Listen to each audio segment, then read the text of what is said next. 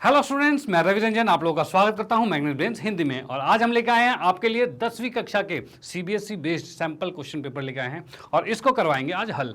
और भाई आप लोगों से मुझे उम्मीद है कि अब तक सिलेबस तो आप लोगों ने कवर कर ही लिया होगा, ठीक है। और लेकिन अब क्या करना है, अब करना है जितनी भी नॉलेज आपको है उसको करना है पॉलिश, यानी अब करना है हमें टाइम मैनेजमेंट। भाई टाइम कैसे मैनेजमेंट होगा, क्वेश्चन पेपर के अंदर गलतियां कैसे कम होगी, और भाई ऐसे क्या लिखें, ऐसे किस तरीके से लिखें कि भाई कोई भी नंबर कोई हमारा काट ना सके। कहीं भी कोई भी कहते हैं ना, एक कई बार ऐसा होता है कि हम पूरा क्वेश्चन सही कर देते हैं, फिर भी नंबर वही 4 नंबर का 3 नंबर दे दिए, भाई ऐसा क्या हो गया। तो भाई वहां पर हम बात करेंगे, वहां पर भी चर्चा करेंगे कि भाई ऐसा क्या है कि भाई क्वेश्चन हम किस तरीके से किस पैटर्न में करें कि नंबर हमारे बिल्कुल ना कटे, ठीक है ना, किस तरीके से किया जाए। और साथ ही साथ टाइम मैनेजमेंट भी करना है, क्योंकि हमें पता है, हमें क्या पता है भाई कि यहाँ पर हमें मिलने हैं टोटल 2 घंटे का समय। और भाई अधिकतम मार्क्स कितने हमारे पास 40 हैं और क्वेश्चन हमारे पास टोटल 14 है। अब 14 क्वेश्चन में क्या क्या चीज़ें हैं, तो यहाँ पर हम देख सकते हैं भाई खंड अ में 6 प्रश्न है, मतलब पहला सेक्शन ए है, उसमें टोटल 6 क्वेश्चन होते हैं। और उस समय 6 क्वेश्चन कितने नंबर के हैं, तो प्रश्न जो है वो 2 मार्क्स के हैं। हम यहाँ कह सकते हैं कि भाई ये 2 मार्क्स के क्वेश्चन होते हैं। ओके, पहले 6 क्वेश्चन 2 मार्क्स के थे। उसके बाद की बात करें, अगले 4 प्रश्न जो आ रहे हैं वो 3 मार्क्स के हैं। और उसके अगले 4 प्रश्न जो हैं वो जिनमें 2 प्रश्न केस स्टडी जैसे आ रखे हैं, और वो आपके हैं कितने, 4 मार्क्स के हैं, ठीक है। यानी हम यहाँ पर देख रहे हैं पहले 6 क्वेश्चन तो 2-2 मार्क्स के, अगले 4 क्वेश्चन 3 मार्क्स के, और उसके अगले 4 क्वेश्चन 4-4 मार्क्स के क्वेश्चन आपको दे रखे हैं, ठीक है। चलो भाई बहुत बढ़िया। अब इसमें दे रखा है इन प्रश्न में कुल 14 प्रश्न है, जिनके 3 खंड हैं, अ ब और स 3 खंड है, मतलब ए बी सी सेक्शन आपको दिए रहेंगे और उसको विभाजित किया गया है इस अनुसार। चलो भी ठीक है। और उसके बाद क्या, प्रश्न पत्र में कोई समग्र विकल्प नहीं, यद्यपि 2 अंक के 2 प्रश्न में 3 अथवा 4 अंक के एक प्रश्न में आंतरिक विकल्प दिए गए हैं। यानी ये कहना चाहता है कि भाई और वाले क्वेश्चंस भी दे रखे हैं, कुछ क्वेश्चंस में और वाले क्वेश्चन दे रखे हैं, और भाई जहां और वाले क्वेश्चन दे रखे हैं उसमें से आप दोनों में से चुन के कोई सा एक क्वेश्चन कर सकते हैं, कोई दिक्कत वाली बात नहीं है, ठीक है। और बताऊं कि ऐसा नहीं है कि 14 क्वेश्चन में से कोई क्वेश्चन छोड़ सकते हो, क्वेश्चन तो आपको सारे करने पड़ेंगे, क्वेश्चन सारे ही करने पड़ेंगे, छोड़ कोई नहीं सकते हैं। लेकिन किसी क्वेश्चन में अगर ऑप्शन दे रखा है कि भाई और वाला क्वेश्चन दे रखा है, जैसे कि मान लो 6ठा क्वेश्चन है, उसमें आपको और दे रखा है भाई 1 क्वेश्चन 2 क्वेश्चन और में दिया हुआ है, ठीक है, या करके दे रखा है, तो उस कंडीशन से हम क्या कर सकते हैं, तो उसमें हम कर सकते हैं भाई दोनों में से किसी एक क्वेश्चन को कर सकते हैं। ओके चलो भाई, उसके बाद दे रखा है भाई इसमें ऋणात्मक मूल्यांकन का प्रावधान नहीं है, यानी कि अगर आपका कोई क्वेश्चन गलत हो जाता है तो ऐसा नहीं कि आपके नंबर कट जाएंगे, ऐसा कुछ भी नहीं है। आपको सारे क्वेश्चन अटैम्प्ट करने हैं, सारे क्वेश्चन अटैम्प्ट करना भी चाहिए कि भाई किसी में थोड़ा बहुत भी सही हो, अगर जो क्वेश्चन नहीं भी आता अब उसको आप अटैम्प्ट करते हैं, कुछ तो करते हैं उसके अंदर, तो भाई कुछ भी सही होता है तो कुछ मार्क्स तो आ जाए, तो भाई ऐसा भी होता है। तो इसीलिए क्या करना है, आपको अटेम्प्ट तो सारे क्वेश्चन करने हैं, चाहे आपको आता हो चाहे नहीं आता हो। डन, चलो भाई ठीक है। उसके बाद है कैलकुलेटर के प्रयोग की अनुमति नहीं है, यानी कि इस गणित के विषय में आपको कैलकुलेटर की अनुमति बिल्कुल भी नहीं है। तो भाई कैलकुलेटर की जरूरत भी नहीं है, इतनी कैलकुलेशन होती भी नहीं, और प्रैक्टिस तो हमने बहुत की है, जब प्रैक्टिस की है तो कैलकुलेटर की क्या जरूरत होगी। चलो भाई ठीक है, इतना हम देखते हैं भाई इसके इंट्रोडक्शन में, मतलब जो सामान्य निर्देश दे रखा है, इसका जनरल इंस्ट्रक्शन दे रखे हैं, वो हमें पता होना चाहिए। ओके, तो हम करते हैं इसको स्टार्ट। तो यहाँ पर स्टार्ट करने से मैं आपको पहले बता दूं कि हम यहाँ पर करेंगे भाई 2 घंटे के अंदर पूरा पेपर खत्म होना चाहिए, ठीक है। 2 घंटे से पहले ही खत्म होना चाहिए, मैं तो कहूँ 15 मिनट पहले खत्म हो जाए। भाई 15 मिनट पहले खत्म होने से ये चीज़ होता है ना कि भाई ये आप उसको चेक कर सकते हो बाद में, ठीक है, और चेक कर लोगे तो फिर तो बहुत अच्छी बात होगी, भाई आपकी गलतियाँ जो है वो सुधर भी जाएगी। और ऐसा नहीं कि भाई टीपा टापी के चक्कर में रह गए, भाई तू दिखा दे तो भाई अब मैं दिखा दूँ, उसमें सबसे ज़्यादा टाइम वेस्ट होता है। आपको बताऊं, कभी भी एग्जाम के अंदर जो आप चीटिंग वगैरह की बात होती है ना, वो सबसे ज़्यादा टाइम खराब करता है कि भाई वो मुझे फर्रा दे देगा तो मैं कर लूँगा, भाई वेट करके बैठे हुए हैं, तो जो आता है वो भी नहीं किया, फर्रा उसने दिया भी नहीं, उसका फर्रा पकड़ा गया, तो भाई हो गया काम खराब। तो भाई वैसे चीज़ों पर बिल्कुल ध्यान ना दें, और अपना आपने जो चीज़ें कर रखी है, जो चीज़ें स्टडी कर रखी है, जितना पढ़ रखा है उसी को करो पॉलिश सही से, कि भाई जितने मार्क्स भी हैं उससे बूस्ट हो जाएँ, और मतलब कहा जाए मैक्सिमम मार्क्स आपके आ सकें। ओके, तो हम यहाँ पर आपको दिखाने वाले हैं भाई किस तरीके से हमें पेपर को अटैम्प्ट करना है। ओके, तो स्टार्ट करते हैं यहाँ से भाई। सेक्शन ए जो है हमारा खंड अ जो है, इसको हम यहाँ से स्टार्ट करते हैं, और ये क्वेश्चन हमारे 2 नंबर के हैं। और यहीं पर आपको शुरू वाले क्वेश्चन में दिख गया भाई और का ऑप्शन आ रखा है, ठीक है भाई, और का ऑप्शन आ रखा है, यानी हमें क्या करना है, दोनों में से कोई एक क्वेश्चन करना है। लेकिन यहाँ पर मैं दोनों करवाऊंगा भाई, दोनों करवाने, क्योंकि भाई पेपर में कोई सा भी आ सकता है, वो तो हर तरह की चीज़ आनी चाहिए। चलो भाई, इसमें क्या करते हैं हम, सबसे पहले फर्स्ट वाले की बारी आती है, पहले वाले को करते हैं सॉल्व। तो यहाँ हम देख रहे हैं भाई एक्स का मान ज्ञात करना है, एक्स का मान ज्ञात करना है। कौन से भाई, आपका कौन से चैप्टर से से आ रहा है, तो भाई ये आपका है द्विघातीय समीकरण, क्वाड्रेटिक इक्वेशन से आ रहा है आपका। ठीक है, तो भाई इसको करते हैं स्टार्ट। तो यहाँ पर ये किस तरीके से होगा, तो पहले इसकी समीकरण तो बना लें। तो कैसे होगा, तो भाई इसमें हम देख सकते हैं जो हमारे पास क्वेश्चन जो दे रखा है, इसमें हम लिखेंगे भाई हल लिखा हमने यहाँ पे। इसमें पहले हमें दे रखा है 1/x माइनस में 1/x माइनस 2 बराबर में 3 दे रखा है, ये चीज़ है। पहले हम लेंगे इसका एलसीएम, एलसीएम लेंगे तो क्या भाई नीचे का कुछ एलसीएम नहीं आ रहा तो आपस में गुना कर लो, x माइनस 2 आ गया। ये चीज़ इधर गुना होगी तो ये आ जाएगा x माइनस 2, और ये इधर गुना होगा तो ये माइनस x आएगा, और बराबर में 3 आ रहा है। भाई ऐसा कुछ आ रहा है, डन। चलो भाई ठीक है। अब यहाँ देख पा रहे हैं x से x कट गया और इसको उठा के इधर गुना कर देते हैं, तो क्या आ रहा है -2 बराबर में 3 गुने में, देखो इसको आपस में गुना करेंगे, इसको भी आपस में गुना करना है, तो x को जब x से गुना करेंगे तो क्या आएगा, तो भाई ये आ जाएगा आपका x का वर्ग आ जाएगा, और x को 2 से गुना करेंगे तो -2x आ जाएगा। चलो भाई ठीक है, इस 3 को अंदर गुना कर देते हैं, और ये क्या आ रहा है हमारे पास, तो ये आ रहा है भाई 3x का वर्ग माइनस में 3 दूनी 6x आ गया, और इस -2 को उठा के इधर भेज दिया, +2 आ गया। भाई ये समीकरण हमारे पास आ गए। ठीक है, एक तो तरीका भाई इसको क्या कहते हैं गुणनखंड विधि से करेंगे, लेकिन इसका गुणनखंड विधि से करना मुश्किल है, और आप कभी भी अटकते हो गुणनखंड विधि से, तो इसका क्या करना, द्विघातीय सूत्र लगा दो। तो इसमें तो भाई अटकने वाला क्वेश्चन है ही। ठीक है, तो इसमें लगाएंगे हम द्विघातीय सूत्र। वो सूत्र क्या था, तो वो सूत्र था हमारा क्या, x बराबर में -b plus minus under root में b² माइनस 4ac। भाई यही सूत्र था हमारा, बटे 2a, भाई यही था। और इसके अकॉर्डिंग ए बी सी क्या है, तो हम देख सकते हैं x² के साथ जो होता है उसे a कहा जाता है, जो x के साथ होता है उसे b कहा जाता है, और जो अलग से होता है वो c कहा जाता है। तो ये 2 आ गया, इसको हम यहाँ रखेंगे और x का मान निकल जाएगा। डन। तो हम निकाल लेते हैं भाई कितना आ रहा है, तो माइनस में b तो कितना है, -6 है, फिर प्लस माइनस में अंडर रूट में b² मतलब -6 का वर्ग आ गया, और माइनस में 4a, कितना है हमारे पास, तो 3 है, और c कितना है, तो 2 है, और बटे में आ रखा है 2a, मतलब 2 गुने में a कितना है हमारे पास, 3 है। ठीक है भाई, ये चीज़ आ गया। ओके, अब इसके बाद हम क्या कर सकते हैं भाई, माइनस माइनस प्लस हो जाएगा, तो मैं इस साइड लिख देता हूँ भाई, माइनस माइनस प्लस हो जाएगा, यानी क्या हो गया, 6 आ गया, और फिर आ रहा है प्लस माइनस, और अंडर रूट में ये क्या है हमारे पास, -6 का वर्ग क्या होता है, तो 36, और ये 4 या 12 दूनी 24, ये चीज़ आ रहा है। तो हम लिख सकते हैं भाई 36 माइनस में 24, और बटे में आ रहा है कितना, 3 दूनी 6 आ गया। चलो भाई बहुत बढ़िया। अब इसमें लिख सकते हैं 6 प्लस माइनस में ये कितना आ रहा है, तो √12 आ रहा है, भाई 12 आ गया। अब एक चीज़ देखिए, 12 को हम क्या लिखते हैं, तो हम लिख सकते हैं 2 गुने 2 गुने 3। भाई 12 को हम क्या लिख सकते हैं, मैं यहाँ लिख के बता देता हूँ, √12 है, इसको लिख सकते हैं 2 गुने 2 गुने में 3। भाई यहाँ पर 2 का पेयर बन रहा है, यानी 2 को हम हटा सकते हैं, तो हम क्या कर देते हैं भाई, यहाँ से हम इसको हटा लेते हैं, यानी 6 प्लस माइनस में 2 के साथ लिख दिया √12 बटे में 6 कर दिया, ये चीज़ आ गई है। डन। अगर मैं दोनों के पास अलग अलग रख दूँ नीचे, तो ये क्या आ रहा है हमारे पास, तो 6/6 1 हो जाएगा, और प्लस माइनस 2/6 आएगा, और √3 आ रहा है, क्योंकि ये कितना आ रहा है, ये आएगा 2√3 आएगा, तो 2√3 आ गया है। अब यहाँ से मैं करता हूँ 2 से काटा 3, और इसका आंसर आ चुका है 1 प्लस माइनस में √3 बटे में 3, ये इसका आंसर आ चुका है। ओके, तो हम इस तरीके से क्वेश्चन को सॉल्व कर सकते हैं। तो यहाँ पर हमने लगाया द्विघातीय सूत्र, और अगर किसी भी क्वेश्चन में आपको अगर इसका गुणनखंड ना निकालना है तो भाई द्विघातीय सूत्र लगाओ, भाई हर किसी का आएगा। ठीक है, ये तो समझ लो एक तरह का ब्रह्मास्त्र है, ये तो आएगा ही आएगा। थोड़ा सा प्रोसेस लेंथी होता है, लेकिन आ जाता है। लेकिन एक चीज़ देख लेना, जब भी रूट वाले आंसर आते हैं तो वो भाई आपको इसी से करना पड़ेगा, वो गुणनखंड से नहीं निकल पाएगा। तो यहाँ पर एक चीज़ देखना, जब भी और वाले क्वेश्चन होते हैं, एक थोड़ा सा लेंथी होता है और एक थोड़ा सा ईजी होता है, इस तरह से आपको दिया जाता है, आपको खुद समझना है कौन सा जल्दी होगा सॉल्व। तो ये वाले का आप स्क्रीनशॉट ले लीजिए, क्योंकि ये हमने सॉल्व कर दिया है भाई, कि भाई ये फर्स्ट पार्ट हमारा इस तरीके से सॉल्व होगा। अब सेकंड वाले को देखेंगे किस तरीके से सॉल्व होने वाला है। ओके, चलो भाई अगले वाले की बात करें, तो यहाँ पर जो हमें दे रखा है x का मान इसमें से ज्ञात करना है, तो क्या इसका गुणनखंड हो रहा है, x² माइनस x माइनस 6 बराबर में 0, इसका हमें हल करना है। ठीक है, इसमें क्या करेंगे भाई, बीच वाले को तोड़ना है, तो क्या कैसे होगा भाई, एक को पहले -6 से गुना करेंगे तो -6 आएगा, और उसके बाद इसको ऐसे तोड़ना है जिनको जोड़ने पे या घटाने पे, फिलहाल -से तो घटाने पड़ेगा, तो घटाने पे क्या आ जाए, -1 आ जाए, क्योंकि यहाँ -1 है, और गुना करने पे -6 आ जाए, तो क्या होगा भाई, तो हम कह सकते हैं x² माइनस में 3x और प्लस में 2x, -6 बराबर 0। तो यहाँ कह सकते हैं 2 को 3 से -3 से गुना करोगे तो -6 आएगा, और -3 प्लस 2 क्या होता है, तो भाई -1 होता है, मतलब दोनों कंडीशन सेटिस्फाई हो रही है। तो भाई करते हैं आगे, इसमें से x कॉमन ले लिया हमने, तो क्या आ रहा है, तो ये x -3 आ रहा है, यहाँ पर से 2 कॉमन ले लिया तो ये x -3 आ रहा है।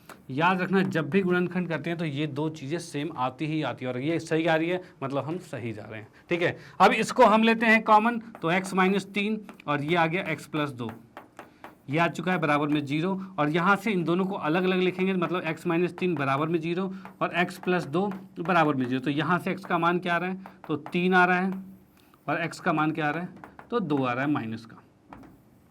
इस तरह से को हमारा आंसर आ गया। ठीक है, तो आपको इस तरह से कुछ इसी पैटर्न में बिल्कुल क्वेश्चन को सॉल्व करना है, तो भाई 2 नंबर पूरे मिलेगा, कोई नहीं काट सकता इसमें। ओके, चलो भाई आते हैं फिर हम नेक्स्ट क्वेश्चन पे। हाँ जी, तो अगले क्वेश्चन की बात करें तो इसने कहा है उस समांतर श्रेणी के पहले 25 पदों का योग ज्ञात कीजिए जिनका nवां पद ये दे रखा है। भाई nवां पद आपको दे रखा है, इसके पहले 25 पदों का योग निकालना है। ठीक है, चलो भाई इसके हल में आते हैं। यहां पर हमें दे रखा है भाई an, हमें दे रखा है 7 माइनस में 3n दे रखा है। देखो 25वां पद निकालना है। अब 25वां पद कुछ भी निकालना है, a और d तो पता होना चाहिए ना, तो पहले a और d निकाल लेते फिर सारी चीजें देखेंगे। भाई हमने क्या किया, पहले हमने पहला पद निकाला, तो क्या होगा ये 7 माइनस में 3 गुने में 1, यानी कितना आ रहा है, 7 में से 3 गया तो 4 आ गया। डन, चलो भाई ठीक है। अब हमने निकाला a2, मतलब दूसरा पद निकाला है, 7 माइनस में 3 गुने में 2, यानी 3 दूनी 6, 7 में से 6 गया तो कितना बचेगा, तो भाई 1 बचा, तो इसको लिख दिया हमने 1। अब यहाँ से देखो a1 a2 आ गया है, तो यहाँ से d निकाला जा सकता है, तो हमने d निकाला, तो d कैसे निकलता है, a2 माइनस में a1 निकलता है, और इसको लिख सकते हैं भाई 1 माइनस में 4 यानी कि -3। अब यहाँ से हमें प्राप्त हुआ है कि d का मान आ गया है -3। ठीक है भाई, इतनी चीजें आ गई। अब इसमें क्या है, हमें निकालना है 25 पदों का योग, यानी n का मान कितना है, तो n का मान 25 दे रखा है, और हमें निकालना है 25 पदों का योग, मतलब S25 निकालना है। भाई S25 निकालना है। ठीक है, तो यहाँ पर S25 निकालेंगे तो क्या होता है फार्मूला, भाई Sn का फार्मूला क्या होता है, तो ये होता है n/2 2a प्लस n-1 गुने में d। भाई यही फार्मूला था, तो ये फार्मूला आपको याद होना चाहिए। अब इसको हम यहाँ पर लगाएंगे तो क्या आएगा, तो ये आएगा 25/2 आएगा। ठीक है, 2a कितना है हमारे पास, तो a हमारे पास दे रखा है 4, 2a प्लस में n-1 मतलब 25 में से 1 जाएगा तो कितना बचा, फिर n-1 यानी 25 में से 1 गया तो 24 बचा। और d की बात करें तो d कितना है, तो -3 है, ये लिख लिया, ये चीज़ आ गई है। डन, चलो भाई ठीक है। अब इसमें देख सकते हैं भाई ये 25/2 आ गया, चलो बहुत बढ़िया। ये आ गया 4 दूनी 8, बहुत बढ़िया। और इसकी बात करें तो माइनस प्लस माइनस हो जाएगा ये। ठीक है, माइनस प्लस माइनस हो जाएगा, तो हम क्या कर सकते हैं, 4 तिया 12 और 3 दूनी 6 7, 72 माइनस का आ गया, ये चीज़ आ गया। ओके, अब इसको लिख सकते हैं भाई क्या, 25/2 गुने में -64 आ रहा है, और इसको जब मैं गुना करूंगा तो ये -32 आएगा, और -32 को जब 25 से गुना करोगे तो कितना आएगा, तो ये आ जाएगा 25 दूनी 50 और 25 तिया 75, मतलब 800 आ जाएगा। 800 आपका आंसर आ चुका है, यानी कि पहले 25 पदों का योग कितना आ चुका है, -800 आ चुका है। डन, तो भाई इसी तरीके से आपको पूरा करना है, तो आपके मार्क्स पूरे आने वाले हैं। भाई बिल्कुल साफ सुथरा करते जाओ, क्लीन अप करते जाओ, तो भाई मज़ा आता जाएगा। ठीक है, चलो भाई इसका स्क्रीनशॉट ले लो, फिर हम आते हैं नेक्स्ट क्वेश्चन पे। और आप लोगों को बता दूं मैं कि आपको अगर किसी क्वेश्चन में भी अटकते हो तो भाई उसको लेके मत बैठ जाना, उसको स्किप करके आगे बढ़ जाना, कि भाई पहले जो आते हैं आपको पहले उसको कंप्लीट करना है। पहले जो क्वेश्चन आपको आते हैं पहले उसको फिनिश करो, उसके बाद देखा जाएगा भाई किस तरीके से क्या करना है हमें। ठीक है, चलो भाई इसको स्क्रीनशॉट ले लिया आपने। अब आते हैं नेक्स्ट क्वेश्चन पे। हाँ जी, तो अगले क्वेश्चन की बात करें, इसमें लिखा है यदि 15 सेंटीमीटर लंबाई की चाप किसी वृत्त के केंद्र पर 45 डिग्री का कोण बनाता है, यानी कि क्या हो रहा है भाई, एक वृत्त का चाप है जिसकी लंबाई 15 सेंटीमीटर, यानी कहा जाए कि भाई इस तरीके से मैंने बना दिया वृत्त का सिर्फ ये वाला चाप बना दिया, मतलब वृत्त पूरा हिस्सा होगा। ठीक है, उसमें से एक चाप बना दिया है, चाप मतलब ये लंबाई, इसको चाप कहा जाता है। ठीक है, ये चाप है, तो ये L का मान हमें दे रखा है, कितना दे रखा है L का मान, ये दे रखा है 15 दे रखा है, दे रखा है 15 सेंटीमीटर लंबाई का चाप वृत्त के केंद्र पर 45 डिग्री का कोण बनाता है, मतलब ये कितना है 45 डिग्री है। चलो भाई ठीक है, अब इसने कहा है कि तो वृत्त की त्रिज्या ज्ञात कीजिए, मतलब ये वाला R हमें ज्ञात करना है, ये त्रिज्या ज्ञात करना है। ठीक है, चलो भाई इसमें हल में आते हैं। ठीक है ना, माना चाप क्या है, चाप हमें दे रखा है L मान लिया है। ठीक है, और ये हमें कितना दे रखा है भाई, चाप को L की जगह हम सीधे ही लिख देते हैं ना, मानना क्यों है, चाप हमारे पास जो L है ये हमें दे रखा है 15 सेंटीमीटर, भाई ये चीज़ दे दी है। ठीक है, अब उसके बाद केंद्र पर कोण जो है, केंद्र पर कोण जो है ये हमें दे रखा है कितना, ये 45 डिग्री दे रखा है, इसको थीटा करके लिख लेते हैं, जैसे थीटा लिखते हैं ना, ये वाला आ जाएगा, ये आएगा 45 डिग्री। चलो भाई ये भी ठीक है, ठीक है। अब आएगा क्या, वृत्त की त्रिज्या, वृत्त की जो त्रिज्या है इसको हमने r माना है, ये हमें ज्ञात करना है, ठीक है, ये हमें ज्ञात करना है। अब आते हैं भाई l, अब इसके अकॉर्डिंग बताऊं l कैसे निकाला जाता है, मतलब कि चाप की लंबाई कैसे निकाली जाती है। तो इसका फार्मूला हमारा होता है थीटा बटे में 360 और साथ में होता है 2 पाई r होता है, भाई ये होता है हमारा, ठीक है, चाप की लंबाई ऐसे निकाली जाती है। ओके, अब यहाँ पर हम रखेंगे सबके मान, तो यहाँ पे क्या क्या रखेंगे, l का मान कितना है, तो l का मान है 15, थीटा का मान 45 और नीचे है 360 और यहाँ है 2 पाई और साथ में r। इसी आगे जो कट रहा है उसे काट देते हैं, भाई क्या कट रहा है, तो 45 दूनी 90 यानी कि 9 चौक 36 यानी 8 आ गया, ठीक है। अब ये कितना आ रहा है, 2 चौक 8 हो गया, 4 को ऊपर गुना करेंगे, भाई 4 को ऊपर ले आके गुना करेंगे तो कितना आ जाएगा, 15 चौके 60 आ गया, और इस पाई को नीचे ले आते हैं तो 60 बटे में पाई आ जाएगा और बराबर में r आ गया, ठीक है। यानी कि हम इसको इस तरीके से लिखते हैं तो ज़्यादा अच्छा रहेगा, r बराबर में 60 बटे में पाई आ गया। और चीज़ें हमें किस में दे रखी थी, सेंटीमीटर में दे रखी है, तो सेंटीमीटर लिखना बिल्कुल मत भूलना, नहीं तो यहाँ नंबर आपके कट जाएंगे। सेंटीमीटर आ चुका है, r का मान सेंटीमीटर में आ गया। और देखो आप बोलोगे सर पाई का मान 22/7 ना रखा तो क्या पता नंबर कट जाए, रखना पड़ जाएगा सर 22/7। तो देखो इसमें एक चीज़ बता दूं, अगर क्वेश्चन में आपको दिया हुआ है पाई का मान तो रखो, नहीं दिया हुआ है तो आप नहीं भी रखोगे तो भी काम चल जाएगा, कोई दिक्कत वाली बात नहीं, ठीक है। तो आप इसका स्क्रीनशॉट ले सकते हो। फिर हम आते हैं नेक्स्ट क्वेश्चन में, देख लेना। अगर कहीं वीडियो लंबी हो जाए तो ये मत बोलना कि सर 2 घंटे का पेपर है और आप 2.5 घंटे में कंप्लीट करवा रहे हो। तो मैं यहाँ पर आपको एक एक चीज़, ये कहते हैं बारीकी से बार बार बता रहा हूँ, इसलिए थोड़ा सा टाइम ज़्यादा लग सकता है। ओके, बाकी क्या पता जल्दी भी सॉल्व हो जाए, देखते हैं भाई कैसे होगा। तो यहाँ पर आते हैं भाई चौथे क्वेश्चन पर। चौथा क्वेश्चन हमारे सामने है, तो चौथे क्वेश्चन में देखते हैं, लोहे की एक ठोस आयतफल की माप क्रमशः क्या दे रखा है, 66 सेंटीमीटर, 42 सेंटीमीटर और 24 सेंटीमीटर ये देखा है। भाई आयतफल की मतलब क्या है कि भाई ऐसा ठोस है जिसका जो सरफेस है एक साइड का वो क्या आयत का है, मतलब हर तरफ का जो सरफेस है वो क्या है, आयत का, क्या आकार का है। यानी कि मिला जुला के ये कहना चाहता है ये घनाभ है। घनाभ मतलब मैं ऐसा बना देता हूँ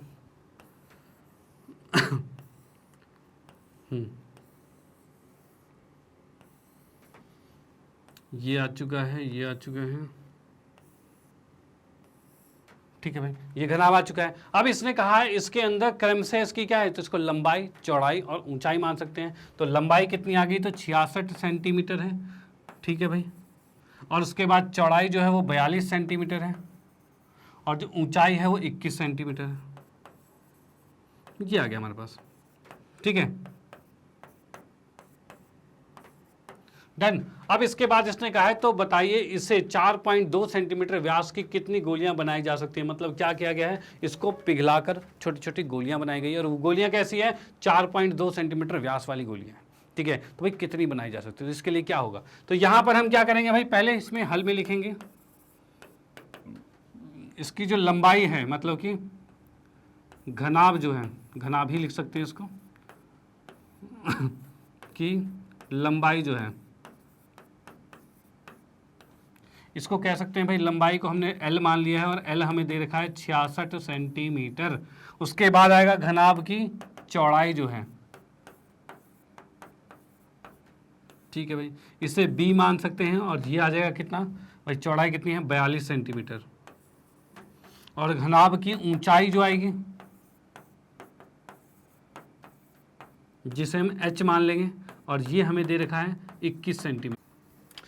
चलो भाई ठीक है, ये आ गया 21 सेंटीमीटर आ गया। ओके, चलो भाई ठीक है। अब इसके बाद इसने क्या कहा है भाई, इसी को पिघलाकर तो गोलियां बनानी थी। भाई ये जो हमारे पास है इसको पिघलाकर गोलियां बनानी थी। गोलियां किस आकार का है, तो भाई गोली तो हमेशा क्या होता है भाई, स्फेयर, जिसे कहते हैं हम गोला, गोले के आकार का होता है। तो हम देखेंगे भाई गोलियां जो गोले का आकार का होता है तो उसमें होगी त्रिज्या, और त्रिज्या के लिए यहाँ पर दे रखा है व्यास। तो पहले हम लिख लेते हैं भाई गोले का या फिर गोलियों का,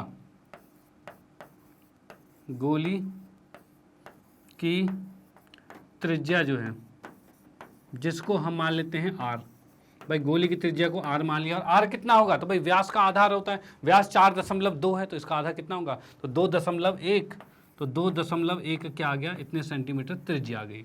चलो भाई ठीक है। अब इसके बाद हम मानते हैं भाई कुछ क्या निकालना है, हमें गोलियों की संख्या निकालनी है। तो हम मान लेंगे भाई क्या गोलियों, ये जो गोलियां हमारे पास हैं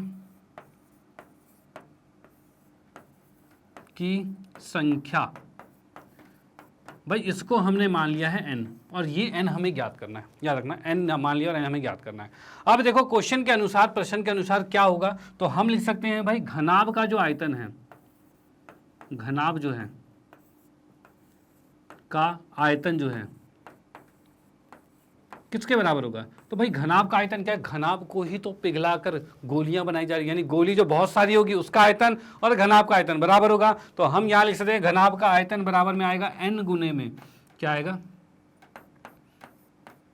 गोलियों, या गोली, एक ही गोली की बात हो रही है,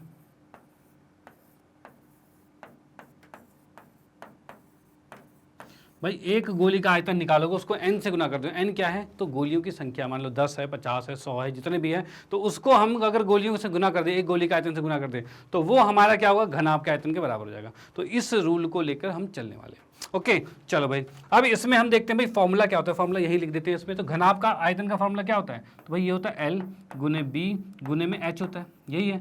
और इसका क्या होता है, ये n है, और गोली के आयतन के लिए क्या आएगा, तो गोली है क्या, गोला है, तो गोली का आयतन क्या होता है, तो भाई फॉर्मूले बिल्कुल याद होने चाहिए तुम्हें, 4/3 पाई r क्यूब, ये चीज होता है। डन। अब यहां पर क्या है, हमें ये n निकालना है, मतलब सबको उठा के दूसरी साइड भेज देंगे। तो हम यहां पर लिखेंगे क्या, तो इसमें आते हैं नेक्स्ट पेज पे,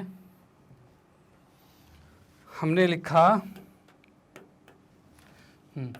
n बराबर में आ जाएगा भाई L गुने में B गुने में H। देखो यहाँ पर क्या है, ये L गुने B गुने H ये चीज़ है, और ये चीज़ नीचे आएगी बाकी चीज़ें। तो L गुने B गुने H क्या है, तो L है 66 और 42 और 21, भाई 66 गुने 42 गुने में 21, ये चीज़ आ गया। और बटे में क्या आने वाला है, तो बटे में आने वाला है भाई 4 पाई और r का क्यूब, ये नीचे आएगा, यानी हमने लिख दिया 4 पाई और r का क्यूब लिख दिया। r का क्यूब, r कितना है हमारे पास, तो r था 2.1 था, तो 2.1 2.1 2.1, ये चीज़ आ गया, ठीक है। और 4/3 था, ये नीचे 3 भी आएगा यहाँ पे, ये चीज़ है। अब देखो मैं पाई को क्या लिख सकता हूँ, तो पाई को 22/7 लिख सकता हूँ, तो भाई ये भी आ गया, कोई दिक्कत नहीं। डन। चलो भाई ठीक है, इसको यहाँ से रन देते हैं, ऊपर से गुना है ही। अब देखते हैं क्या कुछ कुछ कट रहा है। तो कटने के लिए एक चीज़ बता दूं कि यहाँ आपको दिख रहा है 21 से 21 कट जाएगा, लेकिन यहाँ पॉइंट है, तो पॉइंट को अगर मैं यहाँ से हटाऊँ, यहाँ से हटा दिया पॉइंट, यहाँ से हटा दिया, यहाँ से हटा दिया, पॉइंट हटाओगे तो नीचे 1000 आ जाएगा, और यही आएगा भाई। 3 पॉइंट है एक के बाद, तो नीचे तो 1000 आने वाला है। डन। चलो भाई ठीक है। अब देखो 21 से 21 कट गया, बहुत अच्छी बात है। 21 दूनी 42 कट गया, बहुत अच्छी बात है। 7 तिया 21 कट गया, ये भी ठीक है। 3 से 3 कट गया, ये भी ठीक है, बहुत बढ़िया। अब 22 से 66 काटेंगे, 22 दूनी 22 तिया 66, ये चीज़ आ जाएगा, ठीक है। अब कुछ कट रहा है, तो हाँ भाई 2 दूनी 4 कट रहा है, ये आ गया, ठीक है। अब ये नीचे वाला 1000 ऊपर चला जाएगा, यानी हम कह सकते हैं भाई इसके बाद n बराबर कितना आ गया, तो यहाँ पर आ गया था 3/2 था, और ये नीचे 1000 था, तो ऊपर जाएगा तो गुने में 1000 आ जाएगा, 1000 आ गया।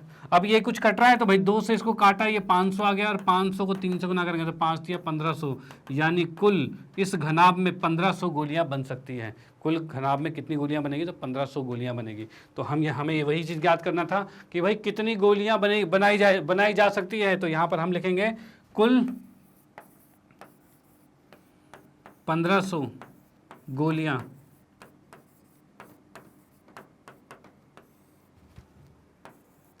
बनाई जा सकती है, ठीक है भाई। कुल 1500 गोलियां बनाई जा सकती है। डन। तो भाई इसको आप नोट कर सकते हो, इसका स्क्रीनशॉट ले सकते हो, और इसका भी स्क्रीनशॉट ले सकते हो। फिर हम आते हैं नेक्स्ट क्वेश्चन पे। तो भाई एक चीज़ याद रखना, यही पैटर्न पूरा होना चाहिए, इस तरीके से आप लिखोगे, मतलब एक एक चीज़ों को क्लियर करके लिखना है, तब आपको पूरे नंबर मिलने वाले हैं। ओके चलो भाई मैं इसको इरेज करता हूँ, आते हैं नेक्स्ट क्वेश्चन पे।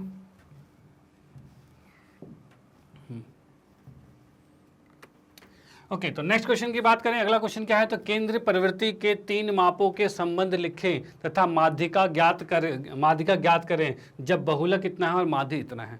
तो भाई पहले तो हमें निकालना है केंद्र प्रवृत्ति के मापों का संबंध क्या था। तो भाई इसमें मैं बात करूं तो इसमें होता है हमारे पास भाई जो माध्यिका होती है, माध्यिका, तो इसमें हम करेंगे 3 गुने में माध्यिका जो होती है,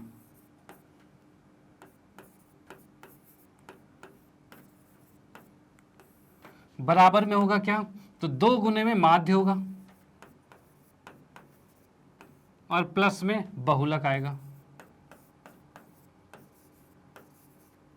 ठीक है, ये चीज आ सकता है। ठीक है, अब एक चीज याद रखना बस, क्या 3 2 1, 3 2 1 जैसा ही है। ठीक है, 3 मतलब माध्यिका, माध्यिका थोड़ा सा डिफिकल्ट था, माध्यिका निकालना भाई डिफिकल्ट था, बहुत सारे अलग अलग तरीके थे, तो माध्यिका को 3 से गुना किया क्योंकि भाई वो बड़ा था, डिफिकल्ट था। ठीक है, अब कहा जाए माध्य, वो थोड़ा कम था तो उसको 2 रख दिया गया। बहुलक बिल्कुल ईजी था, ठीक है, तो वो 1 पे आ गया। तो यहाँ 1 और 2 को जोड़ोगे तो 3 आएगा। तो भाई इस तरीके से आप याद रख सकते हो, तो इस पैटर्न से इसको याद रखो तो ये कभी नहीं भूलोगे। ठीक है, अब देखो ये तो हमने लिख दिया, 1 नंबर इसका हो गया क्योंकि ये भी 2 नंबर का क्वेश्चन, तो 1 नंबर तो इसका हो गया। दूसरा नंबर क्या है भाई, ये हमें निकालना है इसके अंदर, तो कैसे निकलेगा, तो 3 का 3 लिखा, माध्यिका को मैंने m लिख लिया, कोई बात नहीं।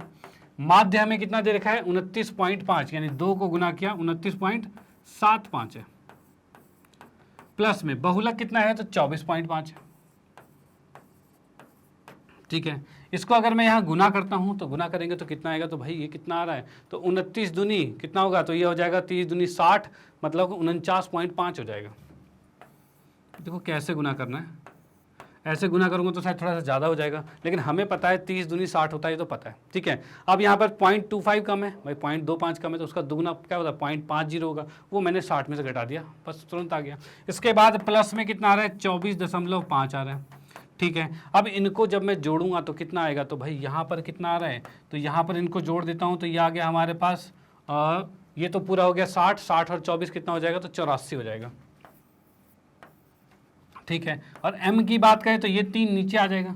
ठीक है भाई, 3 नीचे आ गया, तो क्या ये कट रहा है, तो भाई देखते हैं कट रहा है नहीं कट रहा है, तो 3 दूनी 6 और 3 अट्ठे 24, यानी हम कह सकते हैं इसका माध्यिका जो आ रहा है वो 28 आ रहा है। डन, इसका माध्यिका 28 आ रहा है, इसका माध्यिका 28 आ चुका है। डन, तो आप इसको नोट कर सकते हो। फिर हम आते हैं नेक्स्ट क्वेश्चन पे। ओके, चलो भाई ठीक है।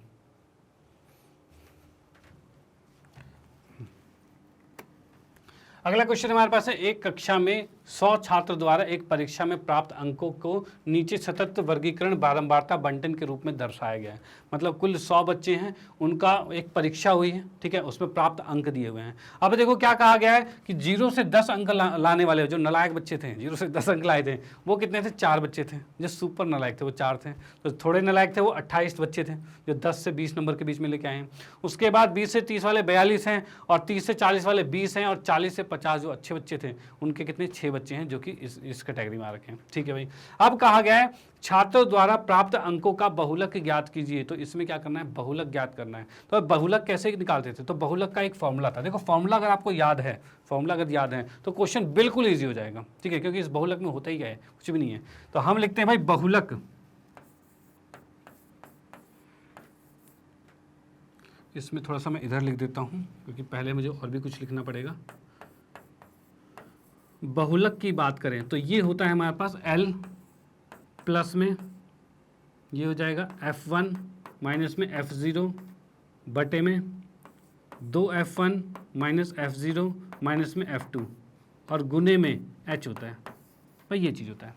ठीक है, चलो भाई अब यहाँ पर हम देखते हैं भाई क्या क्या चीज़ें क्या है, L क्या है, F1 क्या है, F2 क्या है, F0 क्या है, तो ये चीज़ देखना है। तो इसमें क्या करना है, सबसे बड़ी संख्या जो इसमें दिख जाए ना आपको, उसको मान लो F1, मतलब ये हो जाएगा F1, इससे पहले आएगा F0 और इसके बाद आएगा F2।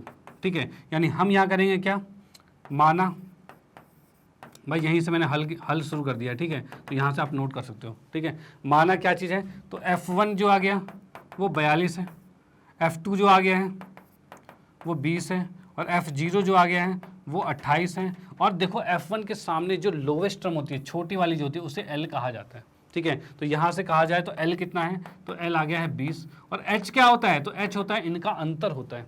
तो H कितना आता है, तो H कितने का अंतर है, 10-10 का अंतर है, तो हमने लिखा 10। ये सारे मान तो पहले लिखने हैं, उसके बाद बहुलक का फॉर्मूला लिखना है, फिर उसको उसमें रख देना है, आ जाएगा आंसर। तो देखते हैं भाई कैसे आ रहा है। तो बहुलक की बात करें तो यहाँ पर L कितना है हमारे पास, तो L है 20, तो हमने रखा 20। ठीक है भाई, उसके बाद प्लस में F1 कितना है, तो ये है 20।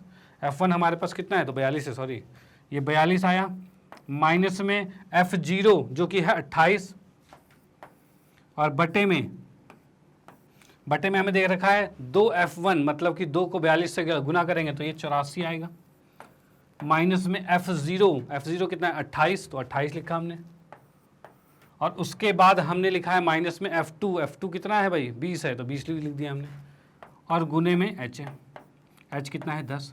तो ये चीज़ हमारे पास आ चुकी है। डन। इसको अगर मैं सॉल्व करता हूँ तो क्या आएगा, तो ये आ रहा है 20 और प्लस में 42 में से 28 गया, कितना बचेगा, तो ये तो 14 बचेगा, तो लिखा हमने 14। चलो ठीक है।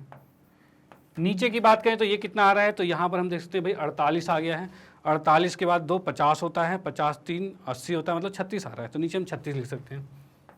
ठीक है। और गुने में यहाँ 10 आ रखा है। ठीक है। कुछ कट रहा है यहाँ पर, तो यहाँ पर देख सकते हैं भाई 7 आ रहा है, और ये कितना आ रहा है, तो ये आ रहा है 18 आ रहा है। तो यहाँ से हम क्या लिख सकते हैं, तो मैं अगले पेज पर आ जाता हूँ। तो ये आ रहा है हमारे पास 20 प्लस में 7/36 या 70/36 कह सकते हैं। क्या भाई 70/36 नहीं 18 बचा ना, अब तो 18 बचा, तो 70/18 बच गया। ठीक है भाई, ये आ गया। अब इसको मैं अगर भाग करता हूँ तो कितना आएगा, तो भाग करेंगे तो 18 दूनी 36, 18 54, 18 चौक 72, नहीं 3 पे आएगा, करीब 3.89 के लगभग आएगा, इसको आप भाग करते हो तो। ठीक है। अब इसको अगर मैं जोड़ता हूँ तो ये कितना आ जाएगा, तो ये आ जाएगा 23.89, ये आ गया, और यही इसका आंसर है।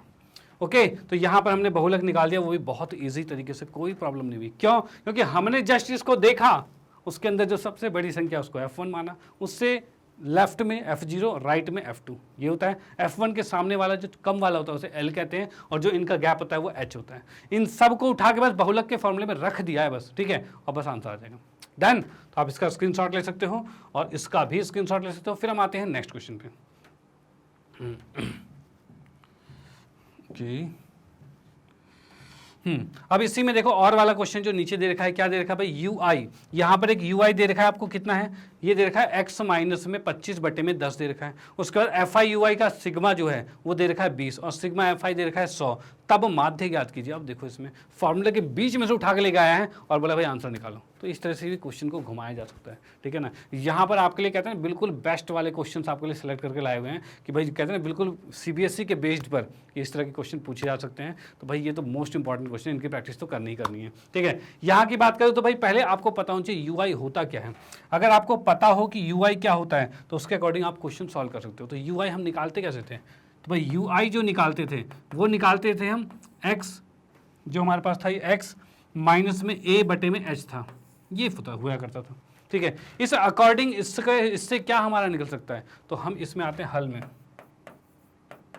ठीक है। ये हुआ करता था, और यहाँ पर UI के ये हमें दे रखा है, मतलब यहाँ हमें दे रखा है UI x माइनस 25/10 दे रखा है, ये 25 है अपना।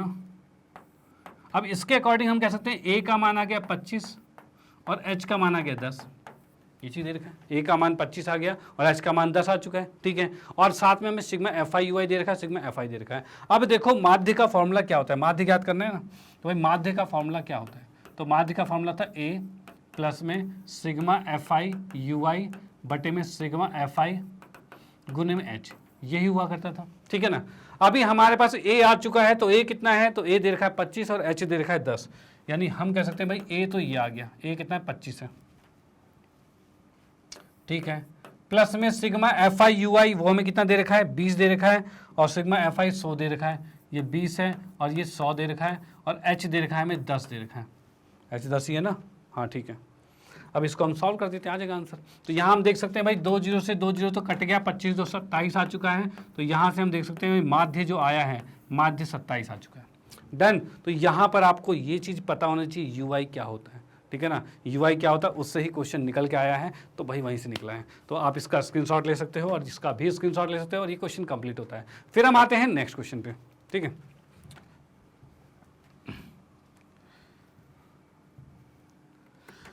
तो यहाँ पर हमारा आता है सेक्शन B स्टार्ट होता है, सेक्शन A खत्म हो चुका है। सेक्शन A के मतलब 2-2 नंबर वाले जितने भी क्वेश्चन थे वो समाप्त हो चुके हैं। अब आ गए हम सेक्शन B में, और इसमें देखते हैं भाई किस किस तरह के क्वेश्चन हैं।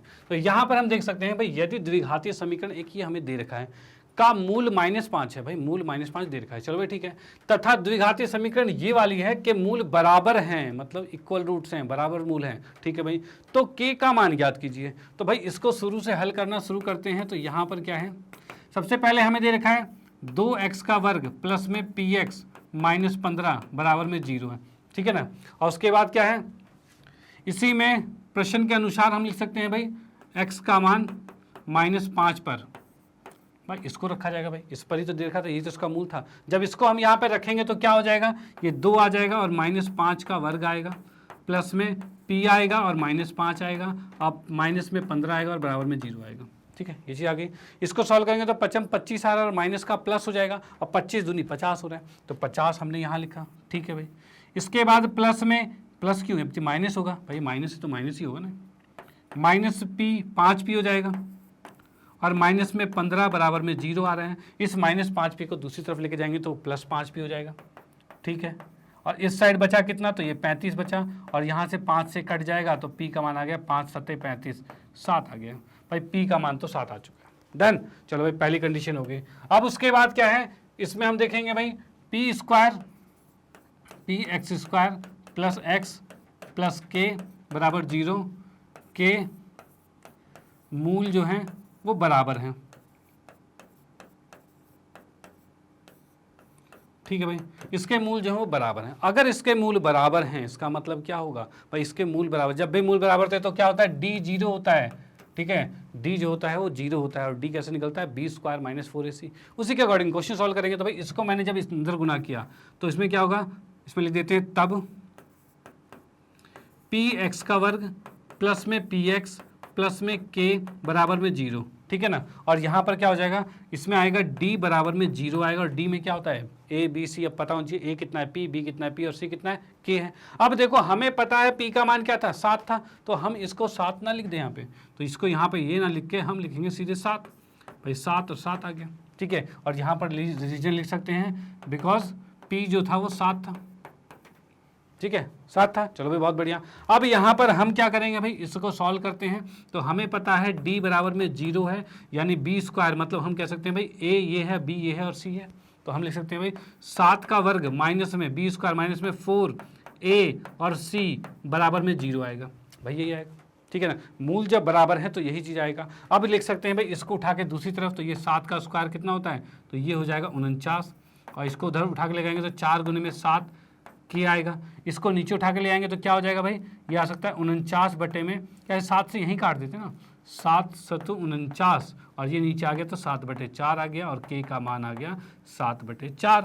तो ये इसका सॉल्यूशन हो गया।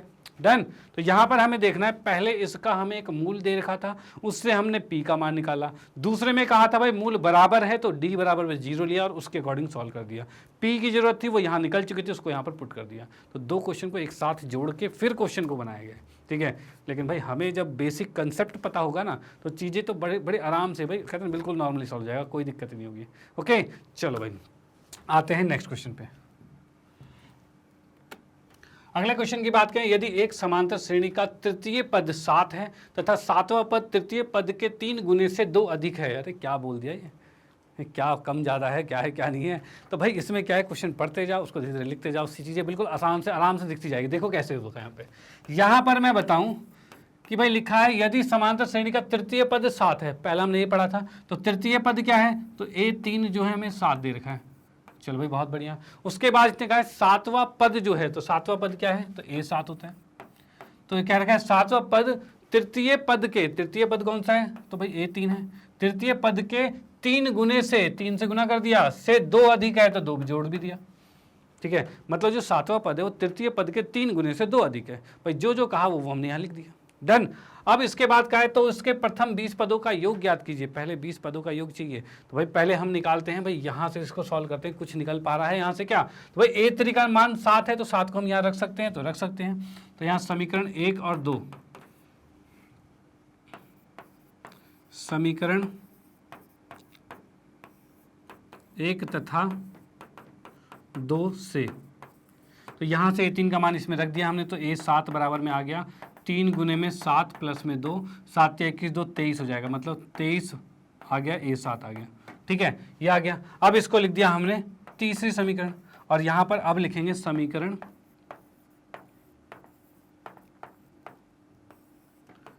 3 तथा 4 में। ठीक है, समीकरण 3 और 4 में। ठीक है, 3 तथा 4 से देखेंगे क्या होगा, तो यहाँ से हम कह सकते हैं भाई क्या, a3 को क्या लिखा जा सकता है, a3 इसको लिखा जा सकता है a प्लस 2d लिखा जा सकता है। ये भाई बता रखा है हमने कॉन्सेप्ट वीडियो में, सारी चीज़ें क्लियर कर रखी है, सारी चीज़ें क्लियर करवा रखी है भाई। जो भी हमने पूरे एनसीईआरटी का सॉल्यूशन किया था, कॉन्सेप्ट करवाए हैं बिल्कुल अच्छी तरीके से, तो ये चीज़ें बता रखी है। अब उसके बाद a7 क्या होता है, तो a7 को हम लिख सकते हैं कितना, a प्लस में 6d और बराबर में 23 है। इसको अगर हम सॉल्व करते हैं तो a से a कट जाएगा और 2 में से 6 गया तो 4d बचा माइनस का, 7 में से 23 गया तो 7 या 21 होता है, मतलब कि 7 दूनी 14, 16 माइनस 16 आएगा। ठीक है, अब d का मान निकालूं तो कितना आएगा भाई, 4 से 16 कट जाएगा, माइनस से माइनस कट गया, 4 चौक 16 आ गया, तो d का मान 4 आ गया। ठीक है भाई, 4 से 4 कट जाएगा, 4 पे, तो 4 चौक 16, डी का मान 4 आ गया। डन, चलो भाई ठीक है, डी का मान 4 आ चुका है। अब डी का मान जो 4 आया उसको हम किसी भी समीकरण में रख के ए का मान निकालेंगे, क्योंकि हमें निकालना है प्रथम 20 पदों का योग और उसमें ए जरूरी होता है। क्या होता है formula, n/2 2a plus n-1 गुने में डी। भाई ए और डी की जरूरत है तो वो तो रखना पड़ेगा, तो भाई ए निकालेंगे पहले, तो इस डी को उठा के हम इसमें रख देंगे, तो भाई डी का मान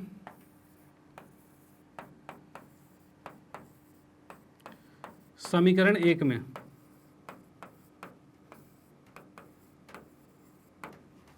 रखने पर, ठीक है भाई, ए का मान, डी का मान समीकरण 1 में, भाई एक तो ये है, तो ए 3 का ही तो मान था वो, तो इसको हम रख सकते हैं वहाँ पर, कोई दिक्कत वाली बात नहीं है। तो ए को ए रखा हमने, ठीक है। डी की बात करें तो 2 गुने में 4 आएगा और बराबर में 7 है, तो 4 दूनी 8 है, उसको उठा के दूसरी तरफ भेज देंगे तो क्या हो जाएगा, तो भाई इसको हमने लिखा 7 माइनस में 8 आएगा, जो कि -1 आ गया, यानी ए का मान कितना आ गया, -1 आ चुका है। ए का मान -1 आ चुका है, डी का मान 4 आ चुका है। अब हमें क्या निकालना है, तो 20वां पद निकालना है, तो भाई निकाल लेंगे, कोई दिक्कत नहीं। अब हमें निकालना है 20वां पद, सॉरी 20वां पद बोला है कि 20 पदों का योग बोला है, प्रथम 20 पदों का योग बोला है भाई, ये चीज़ ध्यान रखना है, योग बोला है कि 20वां पद बोला है, ठीक है ना। जब भी एक चीज़ याद रखना, जब भी 20वां या 30वां या इस तरह से an वाला फॉर्मूला लगता है तो यहाँ पे वाह या वाह करके लिखा रहेगा, ठीक है। लेकिन अगर 20 पदों लिखा हुआ है तो हमेशा योगफल ही मिलेगा, देख लेना, ठीक है। तो भाई पदों लिखा है तो योगफल ही लिखेगा, तो यहाँ पर योग हम कर रखे हैं S20। अब इसके अंदर क्या चीज़ है, तो यह आएगा 20/2, 2a कितना है, -1 है, प्लस में n-1, मतलब 20 में से 1 गया 19, और d कितना है, तो d हमारा आया था 4। इसको सॉल्व करते हैं, सब कुछ निकलेगा। अब ये 10 आ गया तो 10 लिखा, यहाँ पर -2, और इसकी बात करें तो कितना आएगा, 20 चौक 80, 76 आ रहा है, ठीक है भाई। 76 में से 2 गया तो 74 बचेगा, और इसको गुना किया तो 740 आ चुका है, और यही इसका आंसर है। यानी हम कह सकते हैं इसके प्रथम 20 पदों का योग कितना आ रहा है, 740 आ रहा है। डन, तो आप इसका स्क्रीनशॉट ले सकते हैं और इसका भी स्क्रीनशॉट ले सकते हैं। फिर हम आते हैं नेक्स्ट क्वेश्चन पे, ओके, चलो भाई।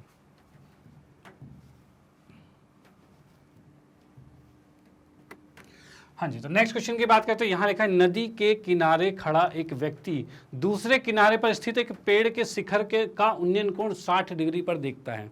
चलो भाई इतनी बात पर देख लेते हैं। पहले एक हमने रखा भाई, पेड़ कर दिया, और यहाँ पर एक नदी है, ये नदी इतनी चौड़ी नदी कर दी है, और एक किनारे पर पेड़ है और एक किनारे से एक बंदा इसके शिखर को देखता है। भाई चलो भाई देख लिया। अब यहाँ पर इसने कोण बनाया है कितने का, तो 60 डिग्री का कोण बनाया है। भाई इतनी बात कही थी हमने, बोल दी।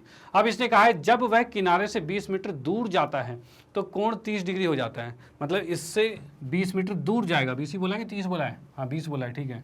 तो यहाँ से क्या करना है, 20 मीटर दूर लेके गए इसको, ठीक है। अब यहाँ से जब ये कोण बन रहा है, ठीक है, अब यहाँ से जब ये कोण बन रहा है तो कितने डिग्री का बन रहा है, तो 30 डिग्री का बन रहा है।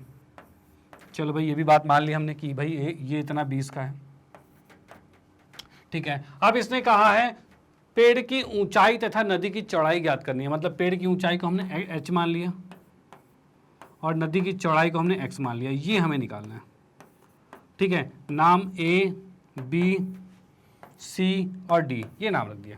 डन, चलो भाई ठीक है। अब इसके हल में आते हैं। देखो इसको प्रॉपर तरीके से कैसे करना है कि 3 नंबर पूरे मिले हमें, एक आधा नंबर कोई काट ना ले, ठीक है। तो उस कंडीशन में क्या करना पड़ेगा भाई, इसमें पहले लिखना पड़ेगा भाई पेड़ जो हमारे पास है, खड़ा व्यक्ति दूसरे के नाम से पेड़ जो, हाँ ठीक है, पेड़ जो है माना करके चलेंगे, माना पेड़ की ऊंचाई जो है,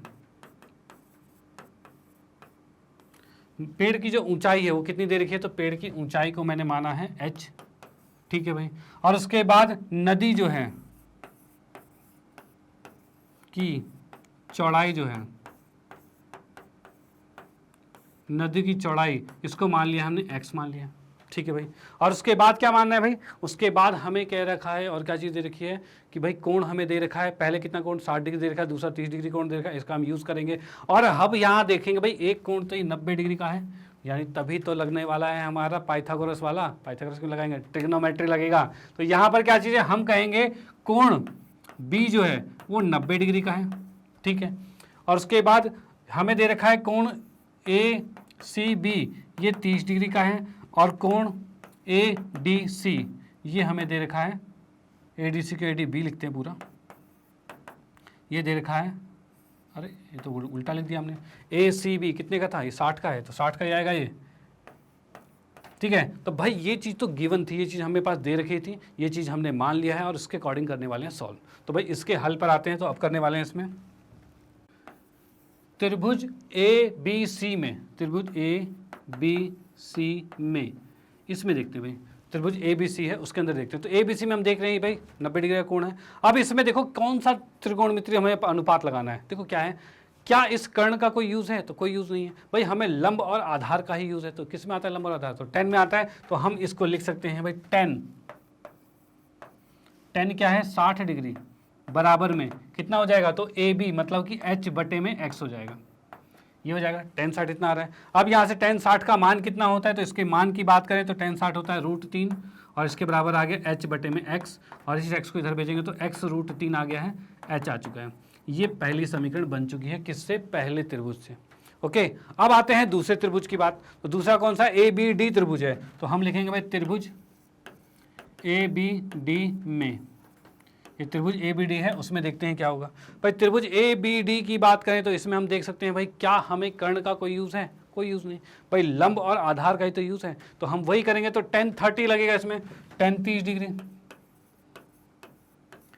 और ये आ रहा है हमारे पास कितना, h बटे में 200 प्लस में x आएगा, 200 नहीं 20 है, h बटे में 20 प्लस में x आएगा, ये चीज़ है, ठीक है। 10 30 क्या है, h बटे में 20 प्लस में x आ गया, डन।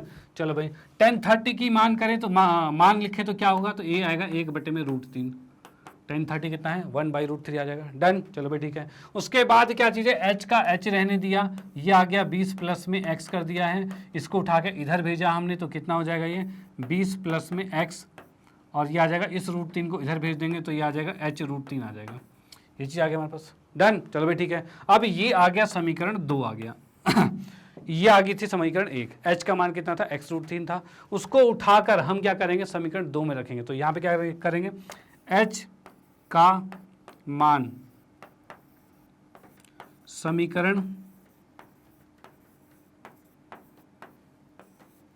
1 से 2 में रखने पर, ठीक है भाई, h का मान समीकरण 1 से 2 में रखने पर क्या होगा। तो यहां पर हम देख सकते हैं भाई क्या होगा, 2 20 तो है ही, x तो है ही, h है, h की जगह हमने रखा है क्या, x √3, तो ये लिख दिया हमने x √3 और गुने में √3 है, ये चीज आ चुका है। ओके, अब हम देख पा रहे हैं इसमें 20 प्लस x तो ठीक है, यहाँ पर देखेंगे x के साथ √3 को √3 से गुना करेंगे तो क्या आएगा, सिर्फ 3 आएगा, और 3 को x से करेंगे तो 3x ही आएगा। तो हम यहाँ लिख सकते हैं ये 3x आ गया, इस x को उठा के उधर भेजेंगे तो 20 बराबर में 3x माइनस में x आएगा, जिसे हम कहेंगे 2x बराबर में 20 है, और x का मान कितना आ गया, 2 नीचे आके भाग में आ जाएगा, और 2 से 20 कट गया 10 पे, यानी x का मान आ गया 10, ठीक है। x का मान 10 आ चुका है, यानी कि कहा जाए नदी की चौड़ाई क्या आ गई है, 10 आ गई है। अब इसमें करेंगे, इस x के मान को उठा के समीकरण 1 में रखेंगे, भाई इसको रखेंगे समीकरण 1 में, तभी आंसर आएगा। तो भाई हम यहाँ लिखते हैं x का मान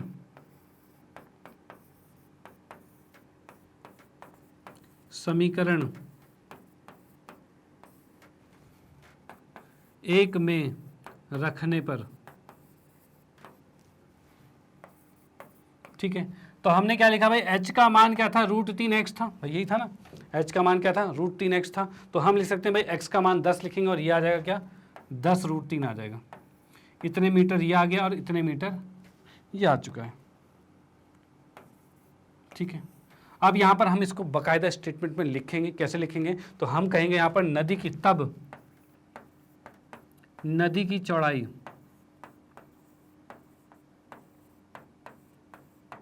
नदी की चौड़ाई जो है वो आ चुकी है 10 मीटर और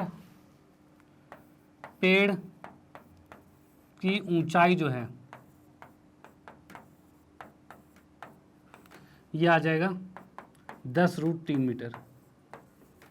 अब देखो इसमें क्या चीज़ है कि अगर √3 जो है, जो ये √3 है, अगर √3 का मान क्वेश्चन में दिया रहता, मान लो √3 का मान क्वेश्चन में यहाँ पर लिखा रहता कि √3 को आप ले सकते हो 1.732, इस तरह से लिख सकते हो, ठीक है, तब इसका मान आप पुट करके आंसर में लिख सकते हो। और अगर मान नहीं दे रखा तो बिना मान रखे भी रख सकते हो, यानी कि आपका जो ये आंसर आ रखा है ये भी ठीक है, ठीक है ना। अगर मान दिया रहता तो आप वो रख देते तो वो भी ठीक हो जाता है, कोई दिक्कत नहीं, ठीक है। तो आप इसका स्क्रीनशॉट ले सकते हो और इसका भी स्क्रीनशॉट ले सकते हो और इस तरीके से पैटर्न से पूरा करते हो क्वेश्चन को, तो भाई कोई आपका आधा नंबर भी नहीं काट सकता।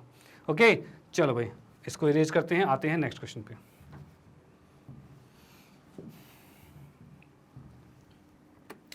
हाँ जी, तो नेक्स्ट क्वेश्चन की बात करें तो यहाँ पर मैं दे रखा है एक 5 सेंटीमीटर त्रिज्या वाली एक वृत्त पर स्पर्श रेखाओं का एक ऐसा युग्म खींचिए जिनके बीच का कोण 60 डिग्री हो। यानी इसने कहा है एक वृत्त बनाना है, उसके ऊपर 2 स्पर्श रेखाएं ऐसे खींचनी है जिससे कि इनके बीच का कोण 60 डिग्री हो जाए। ये कैसे खींचा जाएगा, ठीक है, ये कैसे खींचा जाएगा भाई, इस तरीके की चीज़ें। तो इसको चलो भाई कंस्ट्रक्शन करते हैं, रचना करते हैं इसकी भाई किस तरह से होगा। तो यहाँ हम कह सकते हैं भाई एक हमने वृत्त बनाया यहाँ पे,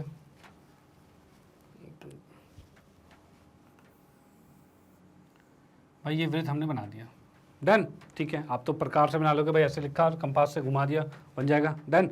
अब इसके बाद इसका एक केंद्र ले लिया मैं, केंद्र तो भाई मुझे देखना पड़ेगा, ये केंद्र ठीक है, ठीक है, मान लो ठीक है, ओके। अब यहाँ पर क्या है, केंद्र आने के बाद हम क्या करेंगे, इसमें यहाँ पर एक खींचेंगे त्रिज्या, ठीक है, ये त्रिज्या खींच दी। अब देखो इसी में बताऊं मैं आपको, इसमें यहाँ पर बताऊं, अगर ये 60 का, अगर मैं यहाँ पर केंद्र पर ऐसे खींचूं, अगर ये 60 का होता तो ये कितने डिग्री का होता। तो आपको पता होना चाहिए कि भाई ये तो 90 के ही होते हैं, हमेशा 90 के होते हैं, तो 90 90 180 हो गया, तो इनका योग भी 180 होगा, यानी कि यहाँ पर कोण होना चाहिए 120 डिग्री का। इसमें क्या करेंगे, पहले हम बनाएंगे 120 डिग्री का कोण।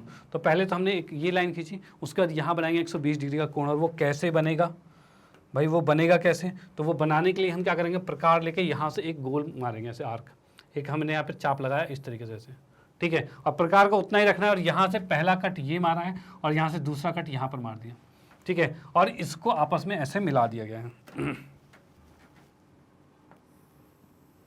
ये मिला दिया, और ये आपका हो जाएगा 120 डिग्री का कोण हो जाएगा।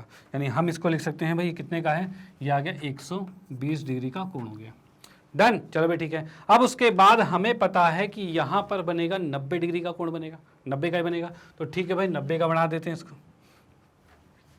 तो यहाँ पर 90 का किस तरीके से बनेगा, तो 90 का बनाने के लिए हम क्या करते हैं, यहाँ से एक चाप लगाते हैं इस तरीके से, कुछ ऐसे चाप लगाया जाता है।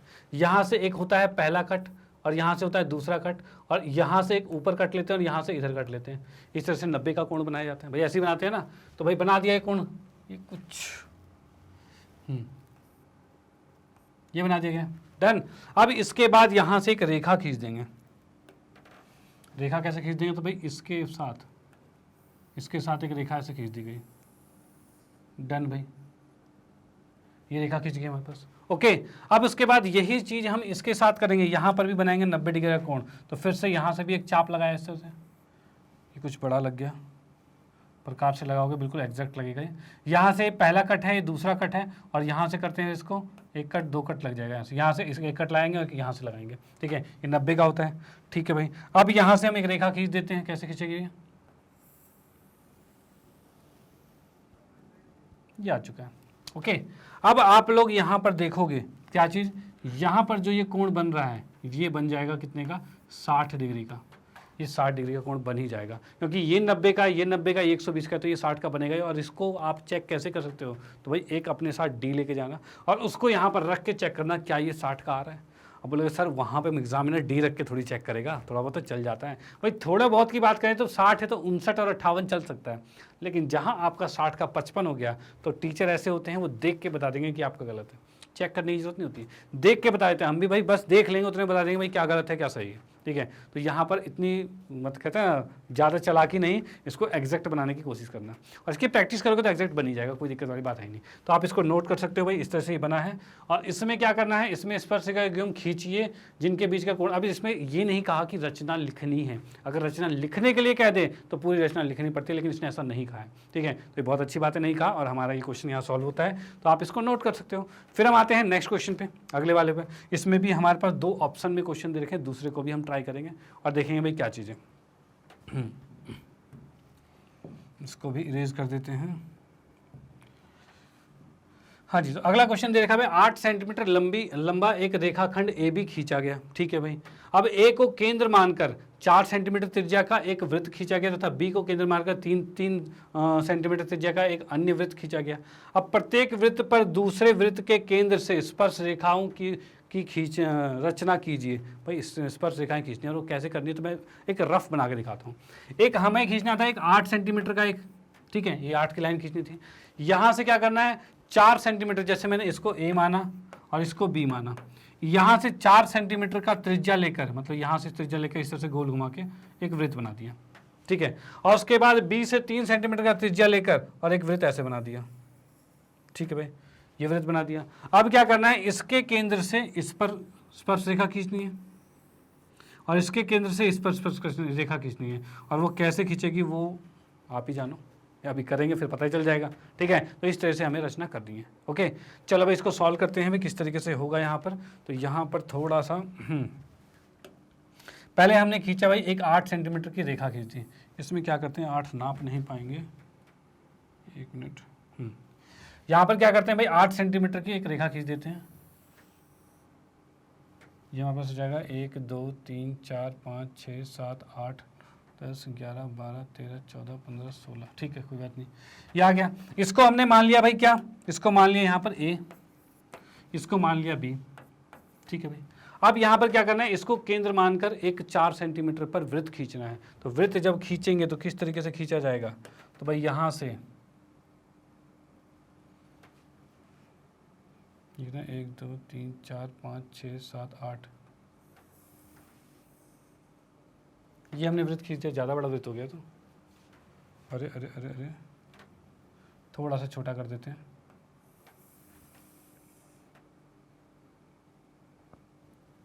ये आ चुका है हमारे पास।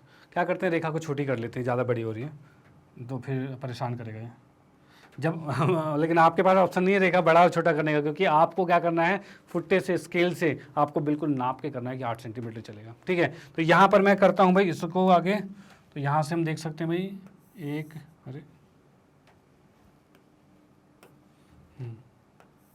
1 2 3 4 5 6 7 8, ये हमने खींच दिया, ठीक है।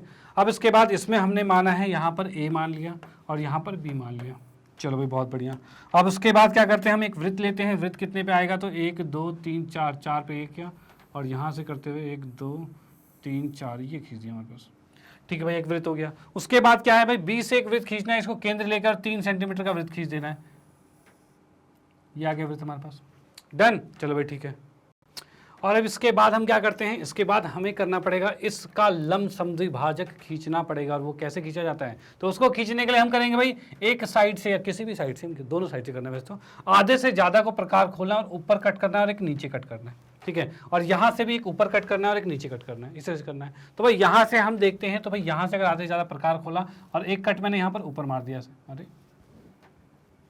हम इस पे ले आते हैं, यहाँ से हम लेके जाते हैं, एक कट यहाँ से हमने ऊपर मार दिया यहाँ पे, चलो भाई ठीक है। और यहाँ से एक कट हमने नीचे मार दिया, चलो भाई ठीक है, ठीक है। सेम अब क्या करेंगे भाई, यहाँ से प्रकार रख के और एक कट ऊपर मारेंगे ऐसे, तो ये कट मार दिया और यहाँ से एक कट नीचे मारेंगे और ये कट मार दिया, ठीक है। प्रकार को चेंज नहीं करना, आधे से ज़्यादा प्रकार खोला, एक कट ऊपर एक कट नीचे, उतना ही प्रकार रख के यहाँ से एक कट ऊपर एक कट नीचे, और ये हो गया इसका लंब समद्विभाजक।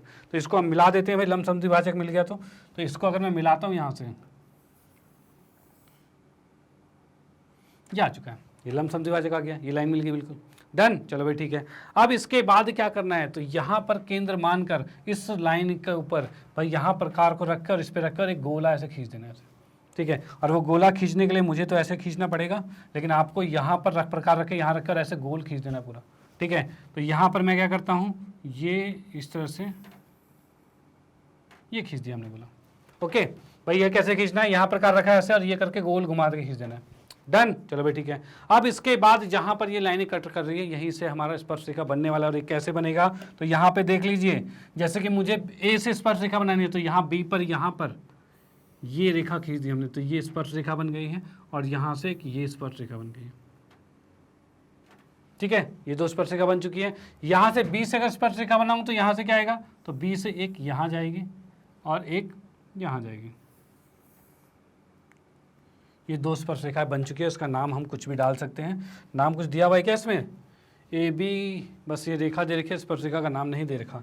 तो हम यहाँ पर कह सकते हैं भाई बी है तो इसको सी मान लिया, इसको डी मान लिया, इसको ई मान लिया और इसको एफ मान लिया, ठीक है। ये चीज़ हो गया। तो यहाँ से हम कह सकते हैं क्या चीज़, बी से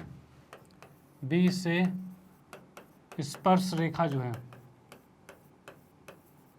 बी से जो स्पर्श रेखा है वो क्या बन रही है आपकी, बी एफ और बी ई है, बी है, ठीक है भाई। ये तो बन गया। उसके बाद ए से स्पर्श रेखा क्या है, तो हम लिख सकते हैं भाई ए से स्पर्श रेखा, भाई ए से स्पर्श रेखा आ रहा है ए सी तथा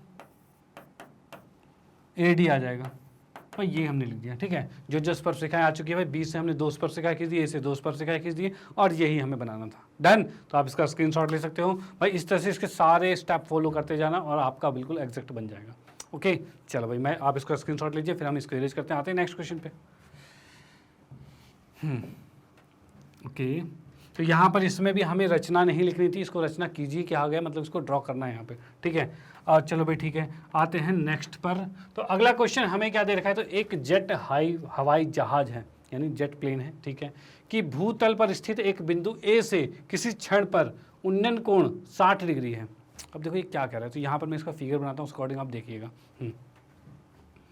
यहाँ पर क्या है, एक बिंदु पर मैंने बनाया जेट प्लेन, ठीक है। जेट प्लेन बनाया नहीं, बिंदु ही बना दिया बस, ठीक है। अब यह कुछ ऊंचाई पर उड़ रहा था और नीचे जमीन पर से कोई इसे देख रहा था, तो यहाँ से कोई उसे देख रहा है जेट प्लेन के ऊपर, ठीक है भाई। इसने क्या कहा है, भूतल पर एक बिंदु ए है, तो भाई ए मैंने माना, ठीक है भाई ए है। ए से क्या किसी क्षण पर उन्नयन कोण 60 डिग्री है, तो यानी ए से जब ये यहाँ पर एक प्लेन जो हमारे पास है, ठीक है, प्लेन कैसा होता है भाई, अरे उल्टा बना दिया, जैसा भी प्लेन होता है, छोड़ो प्लेन नहीं बनाना हमें, ठीक है। ए बिंदु हो गया हमारे पास, डन। ए से हमने प्लेन को देखा तो उसका उन्नयन कोण कितना रखा है, 60 डिग्री आ गया, चलो भाई ठीक है। उसके बाद क्या है, 30 सेकंड पश्चात हवाई जहाज का उन्नयन कोण बदलकर 30 डिग्री हो गया, मतलब 30 सेकंड पश्चात ये उड़ता हुआ यहाँ आ गया और यहाँ पर इसको देखा गया, ठीक है। अब यही बंदा यहाँ से इसको देख रहा है, तो इसका कोण कितना हो गया है, तो 30 डिग्री हो चुका है भाई। इसका कोण कितना हो गया, 30 डिग्री हो चुका है, तो यहाँ पर 30 डिग्री हो गया, ठीक है। तथा हवाई जहाज जहाज जो है एक समान ऊंचाई 3600√3 मीटर उड़ रहा है, मतलब इसकी जो हवाई जहाज की ऊंचाई है वो कितनी है, तो वो दे रखा है आपको कितना, 3600√3 मीटर ये ऊंचाई पर उड़ रहा है। ये एक समान है, यहाँ भी उतनी ही थी, वहाँ पर भी उतनी ही है, यानी यहाँ पर भी हम लिख सकते हैं कितना, इसको लिख सकते हैं 3600√3, ये ऊपर और नीचे सेम आ रहा है, ठीक है। थोड़ा सा गंदा सा लिख गया है, हाँ अब अच्छा लग रहा है, ठीक है। चलो भाई साफ सुथरा होना चाहिए तभी तो भाई समझ में आएगा। अब यहाँ पर क्या है भाई, ये भी 3600√3 लिख दिया, वो 3600√3 क्योंकि ये ही तो जहाज की ऊंचाई थी। अब क्वेश्चन में क्या कहा गया है, तो हवाई जहाज की चाल ज्ञात कीजिए। अरे बाप रे, उड़ते जहाज की स्पीड निकालनी है, कैसे निकालोगे, तो भाई निकालेंगे भाई, त्रिकोणमिति हमें आती है तो हम तो निकालेंगे ही भाई, बिल्कुल निकालेंगे, देखते हैं कैसे निकलेगा यहाँ पे। तो यहाँ पर आते हैं इसके हल में।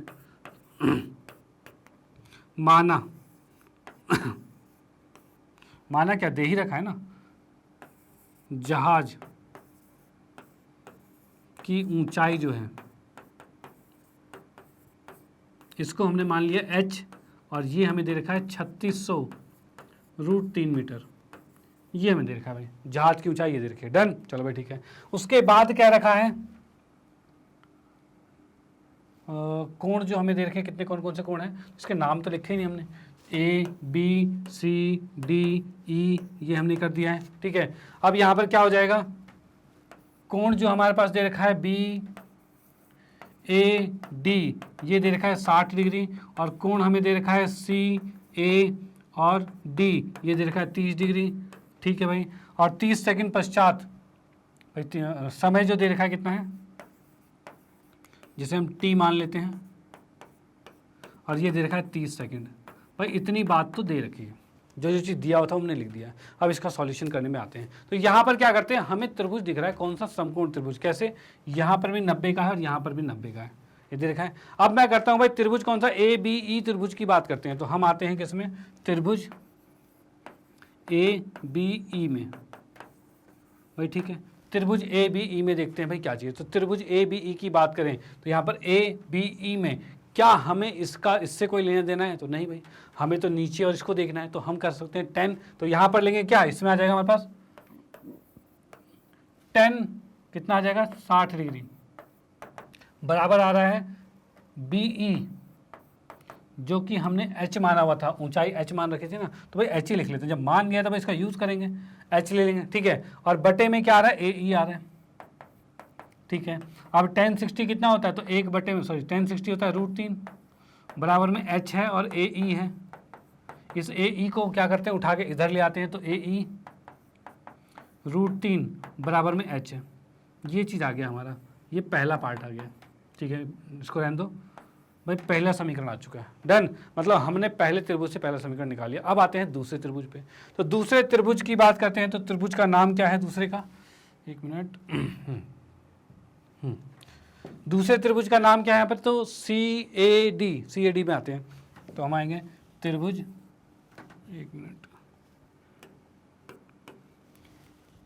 भाई, त्रिभुज सी ए डी में, इसमें देखते हैं। तो इसकी बात करें तो यहाँ पर कौन सा कोण आएगा भाई, कौन सा कोण आएगा, तो कोण तो 30 डिग्री आएगा, क्योंकि इस बड़े वाले के लिए कोण तो 30 डिग्री है।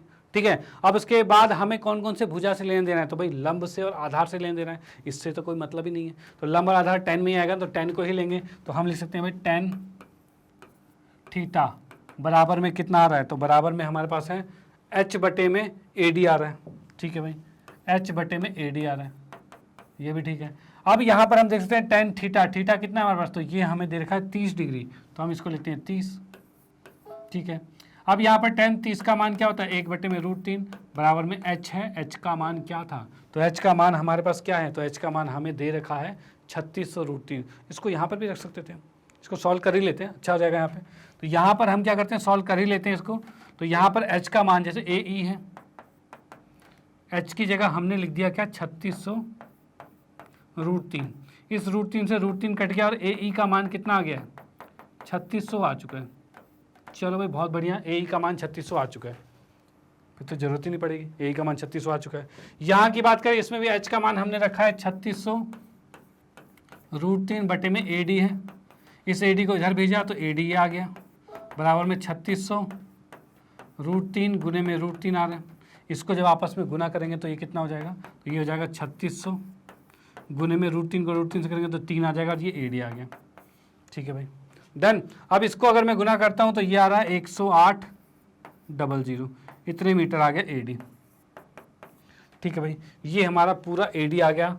ठीक है, 108.00 मतलब 108 कहा जाए तो कितना है, 10,800 आ गया। ठीक है, और ये जो आ गया वो 3600 आ गया, डन। चलो भाई, अब इसमें क्या कहा गया था, तो हवाई जहाज की चाल ज्ञात करनी थी। चाल कैसे निकलेगी, अभी तो हमने दूरी निकाला है, लेकिन चाल में क्या है, चाल क्या होता है, तो भाई दूरी बटे में समय को चाल कहा जाता है। अब दूरी कहा जाए कितनी दूरी चला है, तो दूरी की बात करें तो ये पहले ई पर था, तो यही जहाज था, उड़ता हुआ यहाँ पर आ गया। मतलब अगर हमें ई डी पता रहे और समय पता रहे तो निकल जाएगा। तो पहले ई डी निकालते हैं, फिर समय निकालते हैं।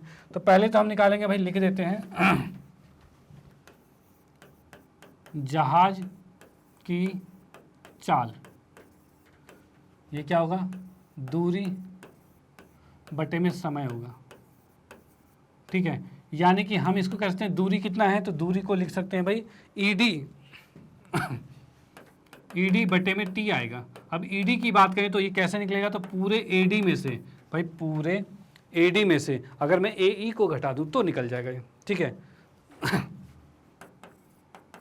और टाइम हमें तो दे ही रखा है, 30 सेकंड दे रखा था भाई, 30 सेकंड दे रखा था। एडी कितना है, तो ये हमें दे रखा है भाई 108.00 माइनस में 3600 बटे में 30 आ रखा है।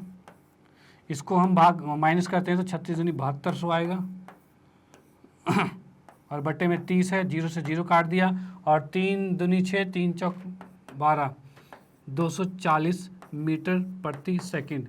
यानी यहां से हम कह सकते हैं भाई जहाज की चाल जो है, जहाज की चाल ये आ गई है 240 मीटर प्रति सेकंड।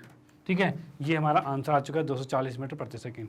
और ये क्वेश्चन था हमारा सेक्शन सी का और ये 4 मार्क्स का क्वेश्चन था। तो भाई ये तो डिजर्व करता था 4 मार्क्स का। ठीक है, तो हमने क्या क्या किया, किस तरीके से किया, तो पहले जो जो कहा था उसके अकॉर्डिंग क्वेश्चन में फिगर ड्रॉ करी, फिगर बनाई। भाई सबसे इंपॉर्टेंट इसका फिगर होता है, अगर आपका फिगर नहीं बन पाया तो क्वेश्चन नहीं होगा। ठीक है, भाई जिस तरह से इसने कहा था उस तरह से हमने कर दिया है। एनसीईआरटी में भी कुछ ऐसा ही क्वेश्चन एक था और ये क्वेश्चन भी आ रखा है बोर्ड में कई बार, तो भाई कहते हैं मोस्ट इंपॉर्टेंट है।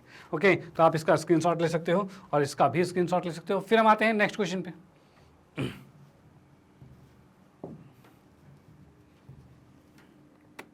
ओके, तो अगले क्वेश्चन की बात करें तो यहाँ पर हमारे पास क्या, बाह्य बिंदु से वृत्त पर खींची गई स्पर्श रेखा की लंबाई बराबर होती है। इसको हमें क्या करना है, सिद्ध करना है। ठीक है भाई, कोई भी बाह्य बिंदु होता है, यानी मैं बताऊं एक वृत्त है, इसके बाहर एक बिंदु से, इसके बाहर एक बिंदु से अगर मैं 2 स्पर्श रेखाएं खींचता हूं तो दोनों बराबर होती है, ये हमें सिद्ध करना है।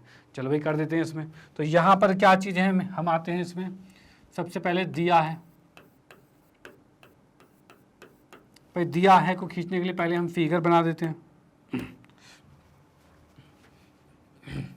यहाँ पर ये फिगर बनाया हमने और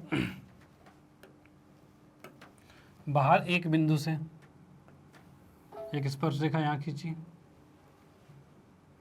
इसी बिंदु से स्पर्श रेखा यहाँ खींच दी। ठीक है, इसमें सेंटर पर, चलो बाकी के काम बाद में करेंगे। यहाँ पर हमें यही चीज़ दे रखा है, इसका केंद्र बस हमारे पास O है, इसका केंद्र भी लिख लेते हैं भाई, केंद्र O है। ठीक है, त्रिज्या भी बना ही देते हैं इसकी, तो त्रिज्या कितनी है, तो ये त्रिज्या R है, ये भी त्रिज्या R है।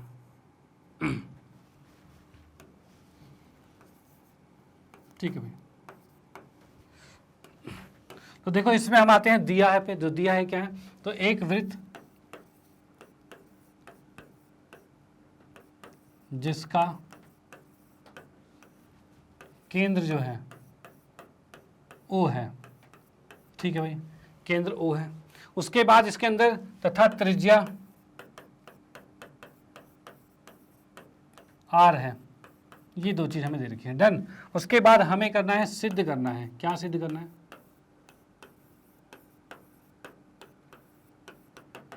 सिद्ध करने में आते हैं तो भाई इसका नाम पहले लिख लेता हूँ। इसका नाम मैंने P लिख लिया, इसका नाम A लिख लिया, इसका नाम B लिख लिया। ठीक है, तो हमें सिद्ध करना है क्या चीज़, कि भाई जो PA है ये बराबर होगा PB के, जो PA है वो PB के बराबर होगा, ये चीज़ हमें सिद्ध करनी है। डन।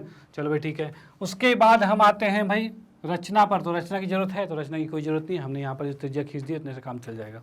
ओके, नहीं रचना करनी पड़ेगी, रचना करनी पड़ेगी। तो रचना में भी आएंगे, रचना क्या करेंगे भाई, P और O को मिलाया गया, तो P और O को हम मिला देते हैं। तो एक रचना हमने करी है, P और O को हमने मिला दिया गया।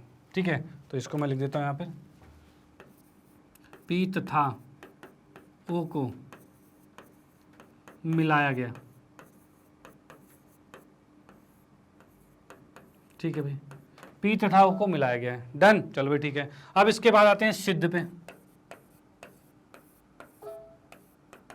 सिद्ध पे आते हैं भाई। सिद्ध की बात करें तो इसमें हमें दिख रहा है ऊपर त्रिभुज और नीचे त्रिभुज दिख रहा है। ओके, अब इसमें क्या करना है, हम दोनों त्रिभुज को क्या करेंगे, दोनों त्रिभुज को करेंगे सर्वांशम करेंगे। और वो कैसे करेंगे, तो यहाँ पर एक चीज़ देख लीजिए, त्रिज्या और स्पर्श रेखा के बीच का कोण हमेशा 90 का होता है, ये चीज़ याद रखना। ठीक है, तो हम इसमें क्या करते हैं, पहले त्रिभुज लेते हैं PAO तथा त्रिभुज PBO, इसमें आते हैं। ठीक है, PAO और PBO इसमें आते हैं। डन। चलो भाई ठीक है, इसमें क्या क्या बराबर है, तो हम कह सकते हैं कोण A जो है वो कोण B के बराबर है, और ये लिखेंगे प्रत्येक 90 डिग्री। ठीक है ना, और यहाँ पर लिख सकते हैं, इसको क्या करते हैं, इसको इतना ना लिख के पूरा एक्सप्लेन करके लिखते हैं, ये बराबर में 90 डिग्री है, और यहाँ लिख देंगे रीजन में कि बिकॉज क्या हो रहा है, स्पर्श रेखा तथा त्रिज्या के बीच का कोण। ठीक है भाई, भाई स्पर्श रेखा तथा त्रिज्या के बीच का कोण, ये चीज हो गया, यहाँ पे लिख दिया हमने। डन, चलो भाई ठीक है। उसके बाद हम लिख सकते हैं भाई PO बराबर में PO है। भाई दोनों त्रिभुज में PO है, इसमें भी PO है, इसमें भी PO है। क्यों? क्योंकि भाई दोनों तो कॉमन है, कॉमन मतलब उभयनिष्ठ है। तो भाई दोनों में 11 है, तो इसको लिख सकते हैं क्या, 11 उभयनिष्ठ। ठीक है भाई, ये आ गया हमारे पास। उसके बाद नेक्स्ट क्या आता है, तो उसके बाद हम कह सकते हैं भाई ये त्रिज्या है और ये भी त्रिज्या है, यानी कि AO बराबर में O भी है। इसमें क्या लिखोगे, एक ही वृत्त की त्रिज्याएं, एक ही वृत्त की त्रिज्याएं हो गई। भाई एक ही वृत्त की दो त्रिज्याएं हो तो बराबर ही होगी, तो हमने लिख दिया। अब देखो इन दोनों त्रिभुज में क्या हो रहा है, तो सबसे पहले समकोण बराबर है, ठीक है। फिर समकोण के सामने वाला कर्ण बराबर है, मतलब हाइपोटेन्यूज कहा जाता है, और एक भुजाएं बराबर है, मतलब RHS राइट एंगल हाइपोटेन्यूज और साइड, इससे बराबर हो जाएगा। इससे हमारा सर्वांशम हो जाता है, यानी हम लिख सकते हैं त्रिभुज PAO ये सर्वांशम हो गया है त्रिभुज PBO के, और वो भी किससे, तो ये आ जाएगा RHS से। भाई इससे सर्वांशम हो गया। अब अगर दो त्रिभुज सर्वांशम हो गए हैं, दो त्रिभुज सर्वांशम हो गए तो उनकी संगत भुजाएं बराबर होगी, यानी हम कह सकते हैं भाई क्या, PA बराबर में हो जाएगा PB, और रीजन सिर्फ इतना आएगा बाय CPCT, मतलब CPCT के अनुसार। ठीक है, ये चीज़ आ चुका है। डन, तो आप इसको नोट कर सकते हो, ये एक परिमेय थी हमारी। ठीक है, तो इसको आप सॉल्व कर सकते हो, मतलब नोट कर सकते हो, स्क्रीनशॉट ले सकते हो। फिर हम आते हैं नेक्स्ट क्वेश्चन पे, और अगले क्वेश्चन को देखते हैं वो कैसा है।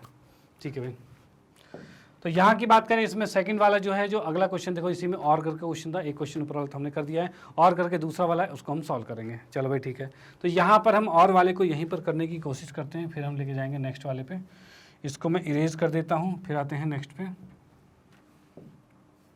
इसमें देखिए क्या क्या चीज़ दे रखा है भाई, आकृति 10.13 ये हमारे पास है। उसमें XY तथा X' O केंद्र वाले किसी वृत्त पर दो समांतर स्पर्श रेखाएं खींची गई है, मतलब एक रेखा ये और एक रेखा ये, दोनों समांतर खींची गई है। ठीक है, समांतर खींच रखी है और इसका केंद्र O है। डन, चलो भाई ठीक है।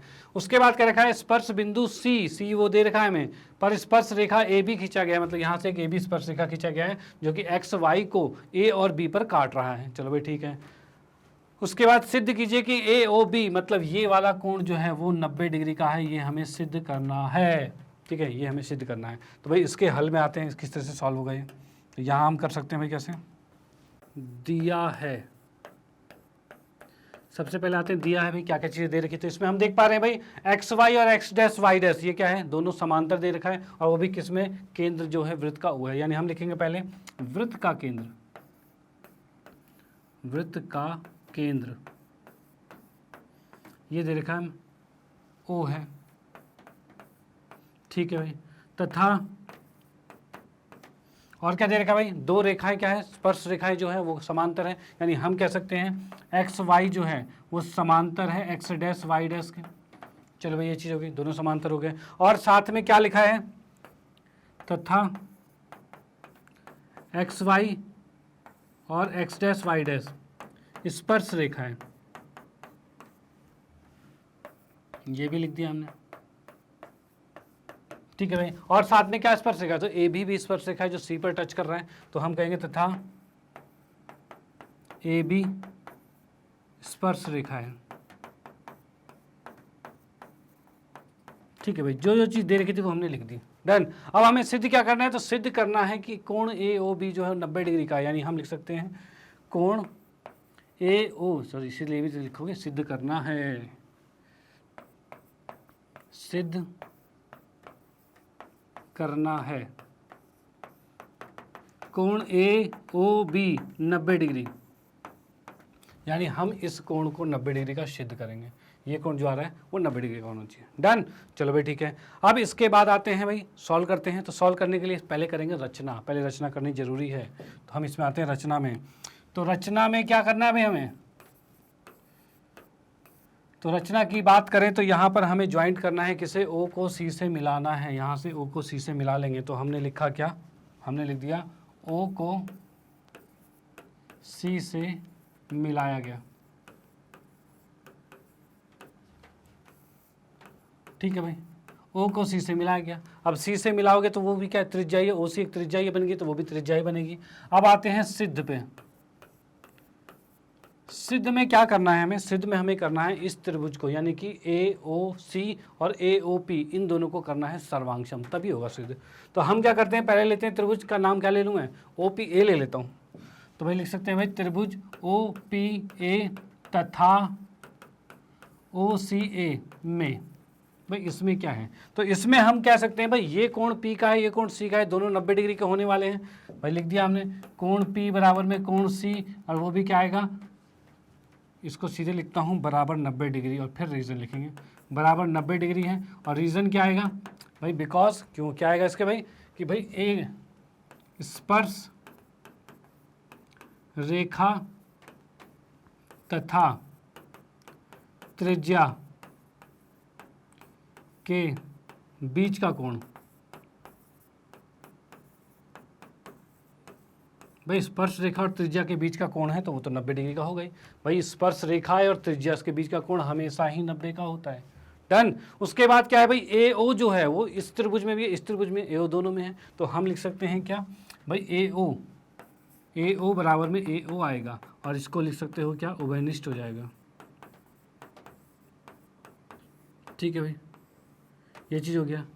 ठीक है, ओके। अब ये उभयनिष्ठ हो गया, दो चीज़ें बराबर होगी, तीसरी चीज़ और क्या बराबर है, और क्या बराबर है इसमें, तो पहला एक 90 बराबर होगा, एक भुजा बराबर होगी, कौन सी वाली भाई, वो कर्ण भुजा बराबर होगी, और एक और भुजा हमारे पास है ओ पी बराबर में ओ सी, ये भी चीज़ है। तो हम लिख सकते हैं क्या भाई, ओ पी बराबर में ओ सी, और ये क्या है, एक ही वृत्त की त्रिज्याएं, वृत्त की त्रिज्याएं। ठीक है भाई, एक ही वृत्त की त्रिज्याएं हैं। डन। चलो भाई ठीक है। अब इससे क्या होता है भाई, तीन चीजें बराबर हो गई, कौन कौन सी, एक तो समकोण बराबर हो गया, उसके सामने वाला कर्ण बराबर होगा, एक भुजा बराबर होगी, यानी कि आर एच एस, इससे ये सर्वांगसम हो जाता है। यानी हम लिख सकते हैं त्रिभुज ओ पी ए, ये सर्वांगसम हो जाएगा, ये सर्वांगसम हो गया ओ सी ए के, वो भी किससे, आर एच एस से। ठीक है भाई, डन। आर एच एस सर्वांगसम हो गया। अब इसके बाद ये सर्वांगसम हो गया तो इस अकॉर्डिंग हम क्या लिख सकते हैं, ऐसा कुछ, क्या लिखना भाई, हमें लिखना है ये कोण इसके बराबर, क्या मैं लिख सकता हूँ इसको एक्स मान के, क्या कर सकता हूँ, तो बिल्कुल लिख सकते हैं भाई। क्यों, क्योंकि दोनों सर्वांगसम है, यानी हम लिख सकते हैं, क्या नाम है इसका, पी ओ ए, कोण पी ओ ए बराबर होगा कोण सी ओ ए, ये इसको हमने x माना है, और ये रीज़न होगा CPCT के अनुसार जब भी दो त्रिभुज सर्वांगसम होते हैं तो उनके वजह से अगर कोई भी चीज़ बराबर होती है, कोण चाहे भुजा, उसके साथ हमें CPCT ही लिखना है, जो कि करॉस्पॉन्डिंग पार्ट ऑफ कॉन्ग्रुएंट ट्राइंगल, मतलब दो सर्वांगसम त्रिभुज के संगत भुजाएं या संगत भाग कह सकते हो, वो बराबर होगा। ठीक है, चलो भाई, अब ये चीज़ें बराबर होगी। अब इसी तरह से मैं क्या लिख दूँ भाई, हम लिखेंगे भाई इसी तरह से। अब देखो क्या चीज़ है, एक ही चीज़ को अब डबल बार रिपीट करके लिखने की जरूरत नहीं है। डबल बार रिपीट का मतलब क्या है, हमने जब इन दोनों को सर्वांगसम किया है तो ये दोनों भी उसी तरह से सर्वांगसम होंगे ना, सेम तरह से। जब सेम कंडीशन है तो दोबारा से हमें पूरा एक्सप्लेन करने की जरूरत नहीं है, हम सीधे लिख सकते हैं क्या कि बी क्यू सी और बी सी ओ, बी क्यू सी और बी सी ओ, ये दोनों त्रिभुज सर्वांगसम हो जाएंगे, और ये भी किससे, RHS से हो जाएंगे। ठीक है, ये दोनों RHS से हो गए, डायरेक्टली हमने कर दिया। डन। चलो भाई ठीक है। अब इसके बाद अगर ये दोनों सर्वांगसम हो गए हैं तो क्या कोण भी बराबर होगा भाई, BQC और BCO, ये लिखा है ना हमने, BQC और BCO, बिल्कुल ठीक है। अब इसमें कोण भी बराबर होंगे, कौन से, ये कोण इस कोण के बराबर होगा, यानी इसको y लिखोगे तो ये भी y होगा, यानी BOQ और BOC, यानी BOQ बराबर में BOC, ये दोनों हो जाएंगे बराबर, और किस वजह से, तो CPCT से, क्योंकि इसमें भी तो वही चीज़ है भाई, वही है भाई, दो सर्वांगसम है, उसकी वजह से अगर कोई कोण बराबर होता है तो CPCT लिखेंगे, ये चीज़ हो गई। और इसी को हमने लिख लिया है y, भाई यही चीज़ है y। डन। चलो भाई ठीक है। अब यहाँ पर एक चीज़ देखिए भाई, क्या चीज़, POC और COQ, ये दोनों मिलके कितना होगा भाई, क्या है, तब कोण POQ, OQ नाम है, क्या नाम है, POC है, हाँ POC है, POC प्लस में कोण COQ जो है ये होगा 180 डिग्री। और इसको क्या रिजल्ट देंगे भाई, क्यों 180 है, तो ये एक समपूरक कोण है, तो हम लिख सकते हैं ऐसे भाई समपूरक कोण। ठीक है भाई, ये हो गया हमारे पास। अब भाई समपूरक कोण हो गया। अब इसमें क्या चीज़, ये तो दोनों x था, ये दोनों y था, देख लो भाई क्या चीज़ है भाई, POC दोनों को 2x लिख सकते हैं, इसको 2y लिख सकते हैं, तो लिख देते हैं वही चीज़। तो यहाँ पर हमारे पास आ रहा है 2x प्लस में 2y बराबर में 180 है। 2 अगर मैं कॉमन ले लेता हूँ और x प्लस वाई आ जाए और बराबर में 180 आएगा, तो यहाँ से 2 से 180 कट जाएगा और ये 90 बचेगा। यहाँ हम देख पा रहे हैं एक x प्लस वाई 90 आ चुका है डिग्री। ठीक है, अब बताइए x प्लस वाई क्या है। x प्लस वाई आप यहाँ देख पा रहे हो कि भाई x प्लस में वाई क्या चीज़ है, तो x प्लस वाई AOB, यही तो कोण है, यही कोण है। तो हम इसमें लिख सकते हैं तब कोण AOB बराबर में 90 डिग्री, और हमें यही सिद्ध करना था, कोण AOB 90 डिग्री यही सिद्ध करना था, जो कि आ चुका है AOB 90 डिग्री। ओके, चलो भाई आप इसको नोट कर सकते हो, इसका स्क्रीनशॉट ले सकते हो और इसका भी स्क्रीनशॉट ले सकते हो। फिर हम आते हैं नेक्स्ट क्वेश्चन पे। ओके, चलो भाई ये भी आपका 4 मार्क्स का ही क्वेश्चन था, जो कि हमने कर लिया तुरंत ही सॉल्व। कोई दिक्कत कोई परेशानी नहीं है। तो भाई मज़े में चलते जाएंगे, बस साथ में बने रहिए। ओके, चलो भाई आते हैं नेक्स्ट पे। हाँ जी, तो अगले क्वेश्चन की बात करें तो यहाँ पर भाई एक थोड़ा सा आपके पास एक तरह से पूरे एक पिक्चर से दे रखी है, उसके अकॉर्डिंग क्वेश्चन पूछा गया है और उसमें देखते हैं भाई क्वेश्चन किस तरीके के हैं। तो यहाँ पर इसमें भी 2 पार्ट में 2 क्वेश्चन पूछे गए हैं, दोनों क्वेश्चन को सॉल्व करना है और एक एक पार्ट 2-2 मार्क्स के हैं। टोटल ये 4 मार्क्स का क्वेश्चन है। देखते हैं भाई क्या कह रहा है। तो इसमें कहा जैसा कि आप नहर देख रहे हैं, भाई एक नहर आपको दिख रहा है, ठीक है, बोलोगे नाला है, अरे नाला या नहर एक ही चीज़ है। ठीक है, चलो भाई अब इसने दे रखा है भाई, इसमें जो कह रखा है कि 5.4 मीटर चौड़ा है, चलो भाई इसकी चौड़ाई 5.4 मीटर है और 1.8 मीटर गहरा है, चलो ये भी ठीक है, जिससे पानी की गति, जिसमें जो पानी की गति जो है वो 25 किलोमीटर प्रति घंटे की रफ्तार से चल रहा है, मतलब इसमें जो पानी फ्लो हो रहा है ना वो 25 किलोमीटर प्रति घंटे की रफ्तार से चल रहा है। ठीक है भाई, अब इसने कहा 1 घंटे में नहर द्वारा कितना पानी बहेगा, मतलब इसमें कितना पानी बहता हुआ चल जाएगा, यानी इसका आयतन निकालना है 1 घंटे में कितना होगा। तो भाई अब बोलोगे सर हमने क्या कहते हैं, हमने पाइप का मतलब कि सिलेंडर देखा था, मतलब बेलन देखा है, घन देखा है, घनाभ देखा है, ये कौन सी शेप आ गई। अब नाले का कौन सा शेप आ गया, नहर का कौन सा शेप आ गया। तो नहर के शेप की बात बताऊं, इसकी चौड़ाई है, इसकी गहराई है और इसकी लंबाई। लंबाई किसके थ्रू निकालेंगे, इसके थ्रू निकालेंगे। ठीक है, तो लंबाई चौड़ाई ऊंचाई क्या बनता है, तो ये बनता है घनाभ, तो इसमें आयतन निकलेगा घनाभ का। तो घनाभ के अकॉर्डिंग इसको निकालते हैं। तो पहले हम इसमें आते हैं भाई, इसमें देखते हैं भाई हल में। ठीक है भाई, माना क्या इसमें दे ही रखा है, इसमें तो नहर की चौड़ाई, नहर की चौड़ाई दे रखी है, जिसे हम कह सकते हैं b मान सकते हैं, और ये है 5.4 मीटर है। चलो भाई ठीक है, अब उसके बाद है नहर की गहराई जो है, ठीक है, इसको h मान लिया और ये आ गया है कितना, 1.8 मीटर है। भाई यही दे रखा था ना, 1.8 मीटर ये दे रखा है। ठीक है, अब उसके बाद पानी की जो गति है, पानी की गति जो है, पानी की गति कितनी दे रखी है, तो ये दे रखा है 25 किलोमीटर प्रति घंटा। तो भाई ठीक है, ये दे रखा है 25 किलोमीटर प्रति घंटा। चलो भाई ठीक है, 25 किलोमीटर प्रति घंटा आ गया। अब इसके बाद भाई पानी की गति आपको दे रखी है, अब हमें निकालना है नाले में, मतलब सॉरी नहर में कितना पानी है। तो नहर में पहले पार्ट के अकॉर्डिंग में नहर में पानी की बात कर रहा है, तो वो भी कितनी देर में, 1 घंटे में। 1 घंटे में नहर में पानी पूछ रहा है, तो 1 घंटे में पानी कितनी दूरी तय कर लेगा, और जितनी दूरी तय करेगा वही उसकी लंबाई होगी। तो यहाँ पर क्या करेंगे, पानी द्वारा तय की गई दूरी 1 घंटे में, आवर में लिख दिया है। ठीक है, तो ये कितना हो जाएगा भाई, 25 किलोमीटर प्रति घंटे का मतलब क्या होता है, 1 घंटे में 25 किलोमीटर जा रहा है, यानी 1 घंटे की बात करें तो 25 किलोमीटर ही होगा। तो भाई ये आ गया 25 किलोमीटर जा रहा है, और इसको लिख सकते हैं 25,000 मीटर लिखा जा सकता है, और ये ही इसकी लंबाई हो गई, इसी को L मान लेंगे। ठीक है, अब आएगा भाई पानी का आयतन, पानी का आयतन 1 घंटे में। तो कितना होगा, तो भाई लंबाई ये है, चौड़ाई ये है, गहराई ये है, आंसर आ जाएगा।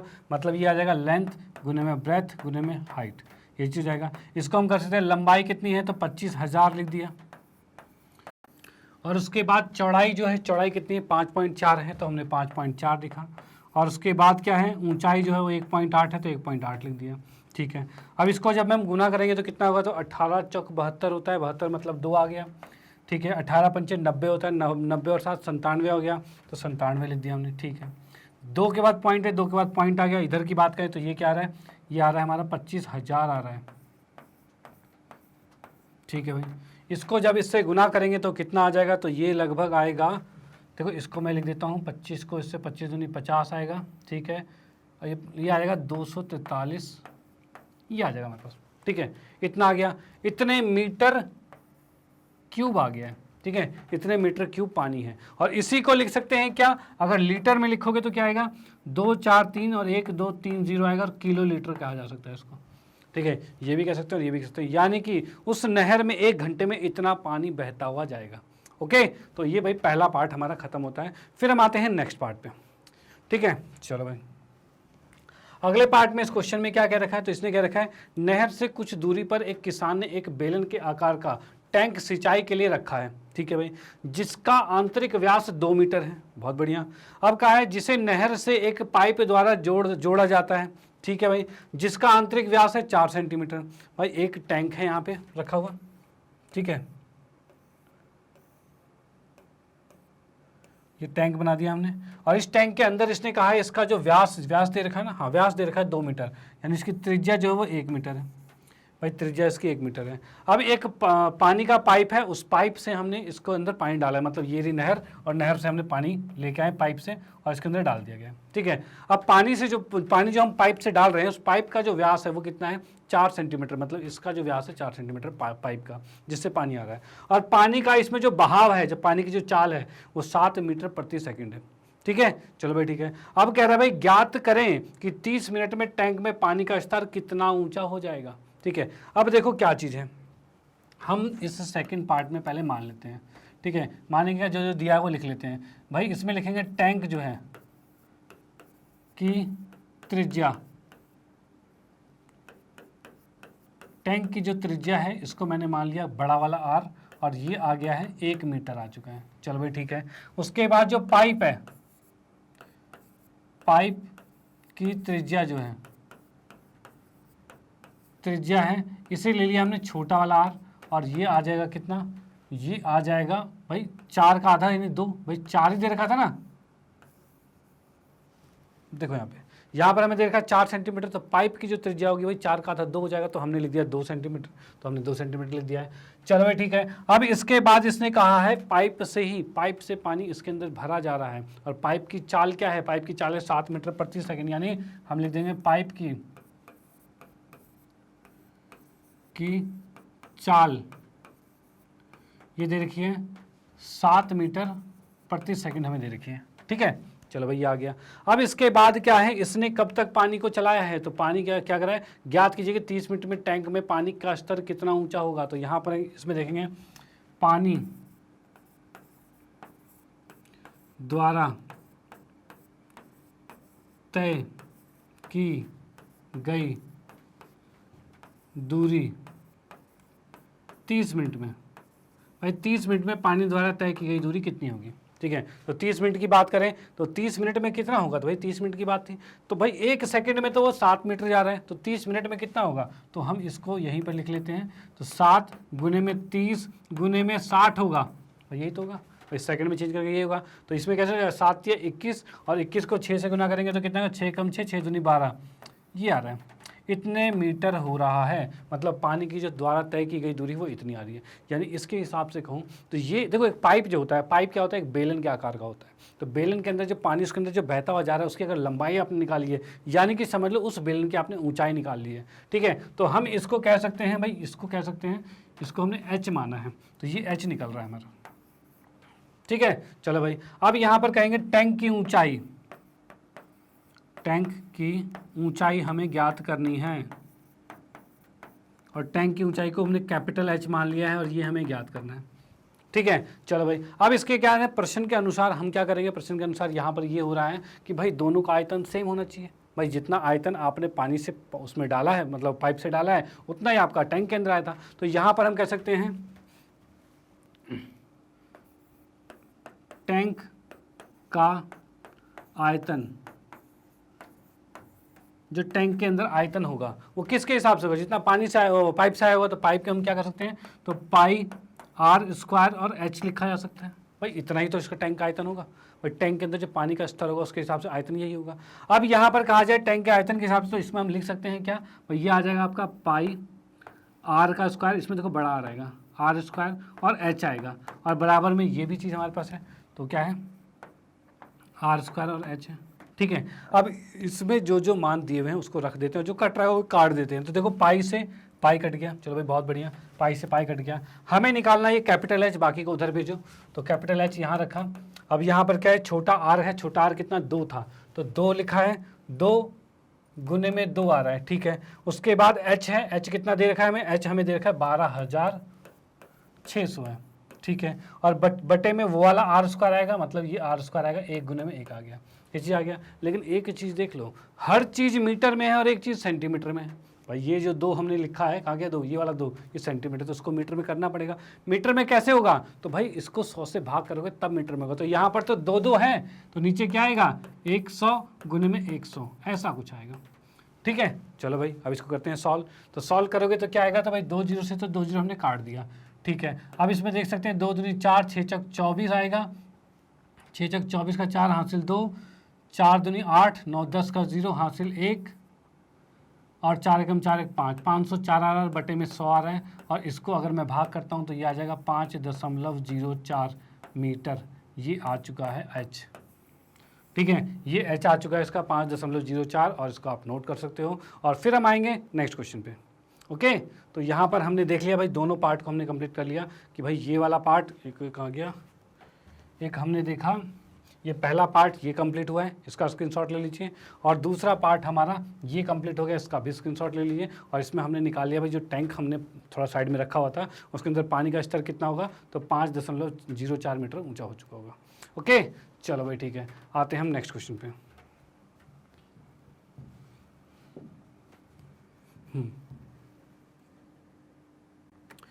ओके। तो नेक्स्ट क्वेश्चन की बात करें, जो कि हमारा लास्ट क्वेश्चन है, 14वां क्वेश्चन है। और यहाँ पर ये क्या है, सेक्शन सी का लास्ट क्वेश्चन, जो कि 4 मार्क्स का है। तो देखते हैं भाई किस तरह का क्वेश्चन है। तो यहाँ लिखा है, बिजली विभाग से एक निरीक्षक जो है, मतलब कि एक इन्वेस्टिगेटर आया हुआ है भाई चेक करने के लिए, कि 100 परिवारों के इलाके का दौरा करता है और उनकी बिजली की मासिक खपत परिवार के सदस्य के आधार पर घर में इलेक्ट्रॉनिक सामान और बिजली की बर्बादी के आधार पर निम्न तालिका में दर्शाया गया है। तो निम्न तालिका कहाँ है, तालिका कहाँ है, तो तालिका भाई है यही तालिका। यहाँ पे ये लिखा हुआ है भाई, देखो यहाँ पर कितनी फैमिली थी, 100 फैमिली थी, उनका सर्वे किया गया है। और उसमें क्या देखा गया है कि भाई 0 से 100 यूनिट तक का जो चार्ज आता है वो कितनी फैमिली का आता है, तो भाई 2 फैमिली ऐसी है जिनका बिल जो आता है 0 से 100 यूनिट तक के बीच में ही आता है। ठीक है। 5 फैमिली ऐसी है जो 100 से 200 यूनिट तक में चलाते हैं, और 200 से 300 यूनिट के बीच में आने वाली वो एक्स है, जो कि नहीं पता। और 300 से 412 है, 400 से 517 है, 500 से 620 है, इस तरह से वाई है, 9 है, 7 है, और लास्ट 900 से 1000 जो हमारा यूनिट आ रहा है वो आ रहा है 4 फैमिली में आ रहा है। ठीक है। ये सबसे ज़्यादा बर्बाद करते हैं। ठीक है। तो ये वाली चीज़ें, चलो भाई ठीक है, मान लिया। अब इसके बाद क्या करना है भाई, मान लिया भाई, दिखा हुआ है। इसने कहा निरीक्षक ने ऊपर दी गई तालिका से माध्यिका 525 ज्ञात की। चलो भाई बहुत अच्छी बात है, ज्ञात कर लिया। अब हम क्या करें फिर, तो इसने क्या भाई ज्ञात कर लिया, चलो ठीक है। बाद में 2 आंकड़े एक्स और तथा वाई विलुप्त हो गए। अरे वाह, बड़ा लापरवाह था। इसने सारा डाटा तो किया, एग्जैक्ट किया, कैलकुलेट भी कर लिया, कैलकुलेट करके 525 निकाल लिया, और 2 भाई खो दिए इसने, भाई एक्स और वाई जो थे उसको खो दिया इसने, भाई भूल गया, पता नहीं कहाँ विलुप्त हो गए। चलो भाई ठीक है। ऊपर दिए गए आंकड़ों से प्रश्न के उत्तर दें, मतलब विलुप्त आंकड़ा एक्स का मान ज्ञात करना है, विलुप्त आंकड़ा वाई का मान हमें ज्ञात करना है। भाई दोनों हमें ज्ञात करने हैं। चलो भाई गलती उसकी भुगते हम, निकालेंगे भाई, चलो निकालते हैं, कोई बात नहीं भाई, पढ़े हैं निकालेंगे, क्यों नहीं, निकाल देंगे, कोई दिक्कत वाली बात नहीं है। तो यहाँ पर पहले हम इसकी टेबल अलग से बनाते हैं, जो कि क्या है, मंथली कंजप्शन जो ये है, ये हमारा क्या है, ये CI है। ठीक है। और ये FI है, ये 2 चीज़ें, इसको हम लिखते हैं अलग से। तो हमने यहाँ पर लिखा पहले CI, और CI के अंदर क्या चीज़ आ गया है, इसको हम लिख लेते हैं यहाँ पर,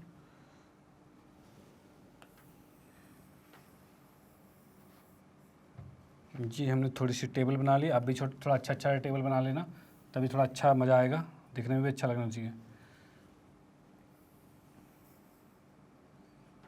ठीक है, यहाँ पर हमारे पास सी आई है और ये एफ आई है। चलो ठीक है, अब सी आई कितना दे रखा है, तो 0 से 100 है, 100 से 200 है, 200 से 300, 300 से 400, 400 से 500, 500 से 600, 600 से 700, 700 से 800, 800 से 900 और 900 से 1000। ये हमें टोटल दे रखा है। अब इसके अंदर क्या क्या मान दे रखा है भाई इसका, वो भी देख लेते हैं। तो 2, 5, x 12, 17 भाई, 2, 5, x 12 और 17 ये चीज़ दे दी है। उसके बाद क्या है, 20y 974, 20y 974। ठीक है भाई, ये ना 20y 974 बिल्कुल ठीक है, हमने लिख दिया। अब इसमें दे रखा है क्या भाई, माध्यिका जो दे रखी है इसमें, माध्यिका ये दे रखी है हमें 525 दिया हुआ है, ये हमें लिखा हुआ है भाई, ये दे दिया 525। चलो भाई बहुत बढ़िया, 525 माध्यिका दे रखी है। अब इसके बाद एफ आई आ गया, अब यहाँ निकालेंगे हम सी एफ निकालेंगे भाई, एफ आई आ गया, अब सी एफ निकालेंगे। और सी एफ की कंडीशन में क्या चीज़ हो रही है, तो सी एफ कैसे निकलता है, तो भाई 2 का 2 लिखा, 2 में 5 जोड़ेंगे 7 आएगा, 7 में x जोड़ेंगे तो 7 प्लस में x आएगा, इसमें 12 जोड़ेंगे तो 12 7 19 प्लस में x आएगा। ठीक है, 19 में 17 जोड़ेंगे तो 36 आएगा प्लस में x, इसमें 20 जोड़ेंगे तो 56 प्लस में x आएगा। ठीक है, इसको जब y जोड़ेंगे तो 56 प्लस में x प्लस में y आएगा। ठीक है, उसके बाद 9 जोड़ेंगे तो आ जाएगा 65 प्लस में x प्लस में y आएगा। 65 में 7 जोड़ा तो 7 5 12 72 प्लस में x प्लस में y आएगा। और इसमें जब ये 4 जोड़ा तो 76 प्लस में x प्लस में y आ गया। और इसका टोटल जो जोड़ दे रखा था हमें वो कितना है, 100 दिया हुआ था हमें। तो इसका टोटल जो दे रखा है 100 दे रखा था, तो भाई इसको थोड़ा सा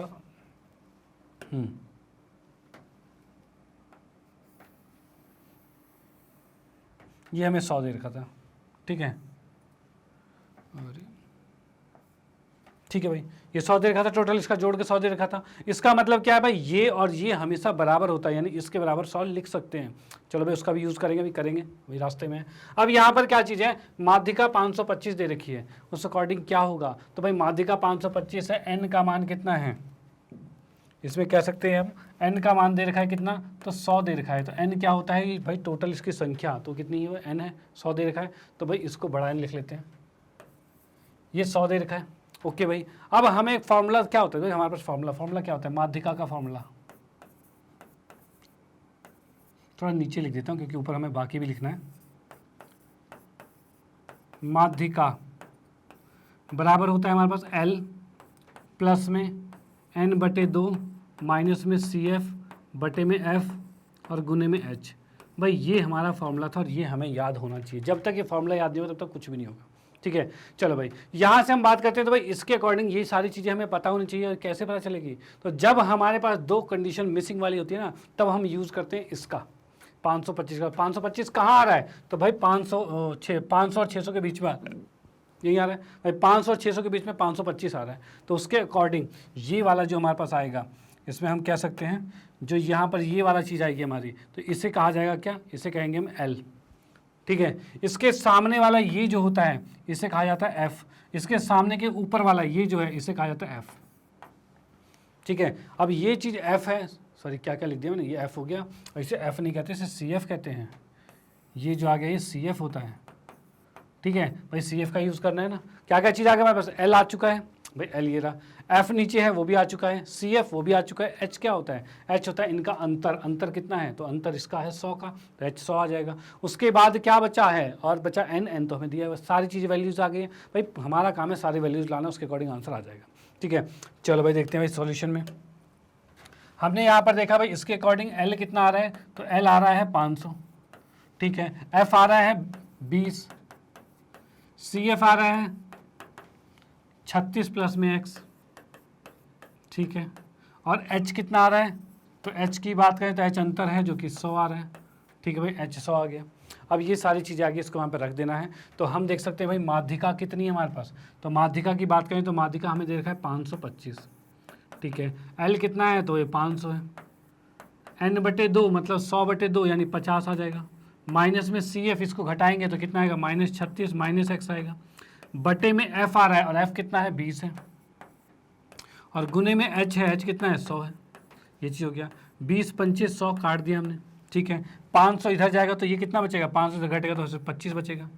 बराबर में इस 5 को देखो, 50 में से 36 गया, कितना बचा, 14। 5 को जब 14 से गुना करेंगे, 14 25 70 आ रहा है। 5 को इससे गुना किया तो 5x आ गया, ठीक है। इस 5x को इधर लाते हैं तो ये कितना हो जाएगा, 5x आएगा। इसको उधर लेके जाएंगे तो ये घट जाएगा, तो ये कितना हो जाएगा भाई, 45 बचेगा, ठीक है। ये 45 बचेगा भाई। 25 को 70 में से घटाएंगे तो 45 ही बचेगा, ठीक है भाई। अब यहाँ से x का मान कितना आ गया, तो 9 आ गया। तो भाई पहले वाले में क्या ज्ञात करना था हमें क्या ज्ञात करना था इसमें, तो इसमें हमें ज्ञात करना था पहले विलुप्त आंकड़ों का x का मान ज्ञात कीजिए। तो x का मान निकल चुका है, तो यहाँ पर हमारा पहला सॉल्व हो चुका है, x का मान आ चुका है, डन। चलो भाई ठीक है, यहाँ से हमारा ये पहला पार्ट सॉल्व होता है। हमने यहाँ से पहला पार्ट सॉल्व कर लिया। ओके, अब आते हैं इसके सेकंड पार्ट पे। सेकंड पार्ट कैसे सॉल्व होगा, तो सेकंड पार्ट के बारे में बताऊं तो अभी थोड़ी देर पहले बताया था मैंने, ये 100 इसके बराबर होगा। तो हम इसमें लिख सकते हैं सेकंड पार्ट के लिए, इसमें लिखोगे 76 प्लस में x प्लस में y बराबर में 100 है, ठीक है। यहाँ से x प्लस वाई निकालोगे तो कितना होता है, 76 हो जाएगा, घट जाएगा तो ये 24 बचेगा, यही है। और x का मान कितना निकाला था हमने, तो x का मान हमने निकाला था 9, तो भाई इसको रख देते हैं यहाँ पे, ठीक है। तो भाई x का मान 9 निकाला तो हमने यहाँ 9 रखा, प्लस में y रखा और बराबर में 24 रखा है। इस 9 को उठा के दूसरी तरफ भेज देंगे तो y का मान कितना आ जाएगा, तो इसको घटाते ही 15 आ जाएगा। भाई y आ चुका है 15, जो कि सेकंड में हमें y निकालना था, और x आ चुका है 9, जो कि हमें फर्स्ट में निकालना था। डन, दोनों चीज़ें यहाँ पर आ चुकी है। इसका आप स्क्रीनशॉट ले सकते हो और इसका भी स्क्रीनशॉट ले सकते हो, और यहाँ पर ये चीज़ें समाप्त होती है। तो मैंने आपको देखो लगभग 2 घंटे का टाइम हो चुका होगा, तो हमने क्या किया है, आपको सारी चीज़ें डिटेल में समझाई है और वाले क्वेश्चंस भी करवाए हैं, तब जाके इतना टाइम लगा है, ठीक है। आप इसको कहते हैं तसल्ली से भी ध्यान से करते रहोगे। बस ये चीज़ है कि आपको अगर किसी क्वेश्चन में अटकते हो तो उसको स्किप करके आगे जाना है, स्किप करके आगे चले गए और आगे वाले क्वेश्चन करोगे, और फाइनली आपको जो आता है एटलीस्ट वो सबसे पहले कंप्लीट करना है, ठीक है। उसके बाद फिर दिमाग लगाने वाली चीज़ों में आना है कि भाई कैसे दिमाग लगाना है, क्या करना है, ठीक है। तो भाई मैं आपको बस यही कहना चाहूँगा कि क्वेश्चन कोई भी मत छोड़ना, सारे क्वेश्चंस आपको करने हैं। जितने ज़्यादा अटैम्प्ट करोगे उतने अच्छे मार्क्स आने के चांसेस बढ़ जाएंगे आपके, ठीक है। और बाकी आपकी रिवीजन अच्छी हो ही रखी है, रिवीजन और भी करिए। सैम्पल पेपर्स जो हैं उनको लगाने की कोशिश कीजिए, सैम्पल पेपर करने की कोशिश कीजिए, जिससे कि क्या होगा, जितना आपको आता है वो चीज़ें पूरी पॉलिश होती जाएगी। और अब जो लास्ट टाइम आपके 4-5 दिन बचे हुए हैं, 3-4 दिन बचे हुए हैं, तो इसमें आपको क्या करना है, जो चीज़ आती है उसको सही ढंग से बिल्कुल कंप्लीट कर लेना है। कुछ नए पे नहीं घुसना, जो चीज़ आती है उसको बिल्कुल सही ढंग से कंप्लीट करना है और उसको पॉलिश कर लेना है। फिर तो भाई मज़ा आने वाला है और अच्छे मार्क्स आने वाले हैं, और आपकी तैयारी अच्छी है तो फिर तो भाई आग ही लगा दोगे आप। आपकी तैयारी अच्छी, फिर आग लगा दोगे, मतलब 90+ वाली सीरीज में तो आ ही जाओगे, ठीक है। तो बाकी आप बस आपको कहना चाहूँगा, बस साथ में बने रहिए। अब हम आपके साथ और भी कुछ सैम्पल पेपर लेके आएंगे, और बाकी हमारे कंसेप्ट वीडियो, 1 शॉट वीडियो, बहुत सारी ये चीज़ें पड़ी हुई है जो कि आपके लिए बहुत ज़्यादा हेल्पफुल होगा, तो उसका भी आप सहारा ले सकते हैं, ठीक है। बाकी आप लोगों को बताना चाहता हूँ मैग्नेट ब्रेन के बारे में। तो मैग्नेट ब्रेन एक ऐसा प्लेटफॉर्म है जो आपको प्रोवाइड करता है KG से 12th क्लास तक के सभी विषयों के कंप्लीट वीडियो कोर्स, वो भी फ्री ऑफ कॉस्ट। और ऐसा नहीं कि भाई 1 चैप्टर या 2 चैप्टर के बाद आपसे कह दिया जाए सब्सक्रिप्शन लो या फिर कोई चार्ज पे करो, ऐसा कुछ भी नहीं है। आपको मिलने वाला है बेस्ट क्वालिटी कंटेंट, वो भी फ्री ऑफ कॉस्ट। चलो भाई, इसी के साथ मिलते हैं नेक्स्ट वीडियो में। Okay, bye.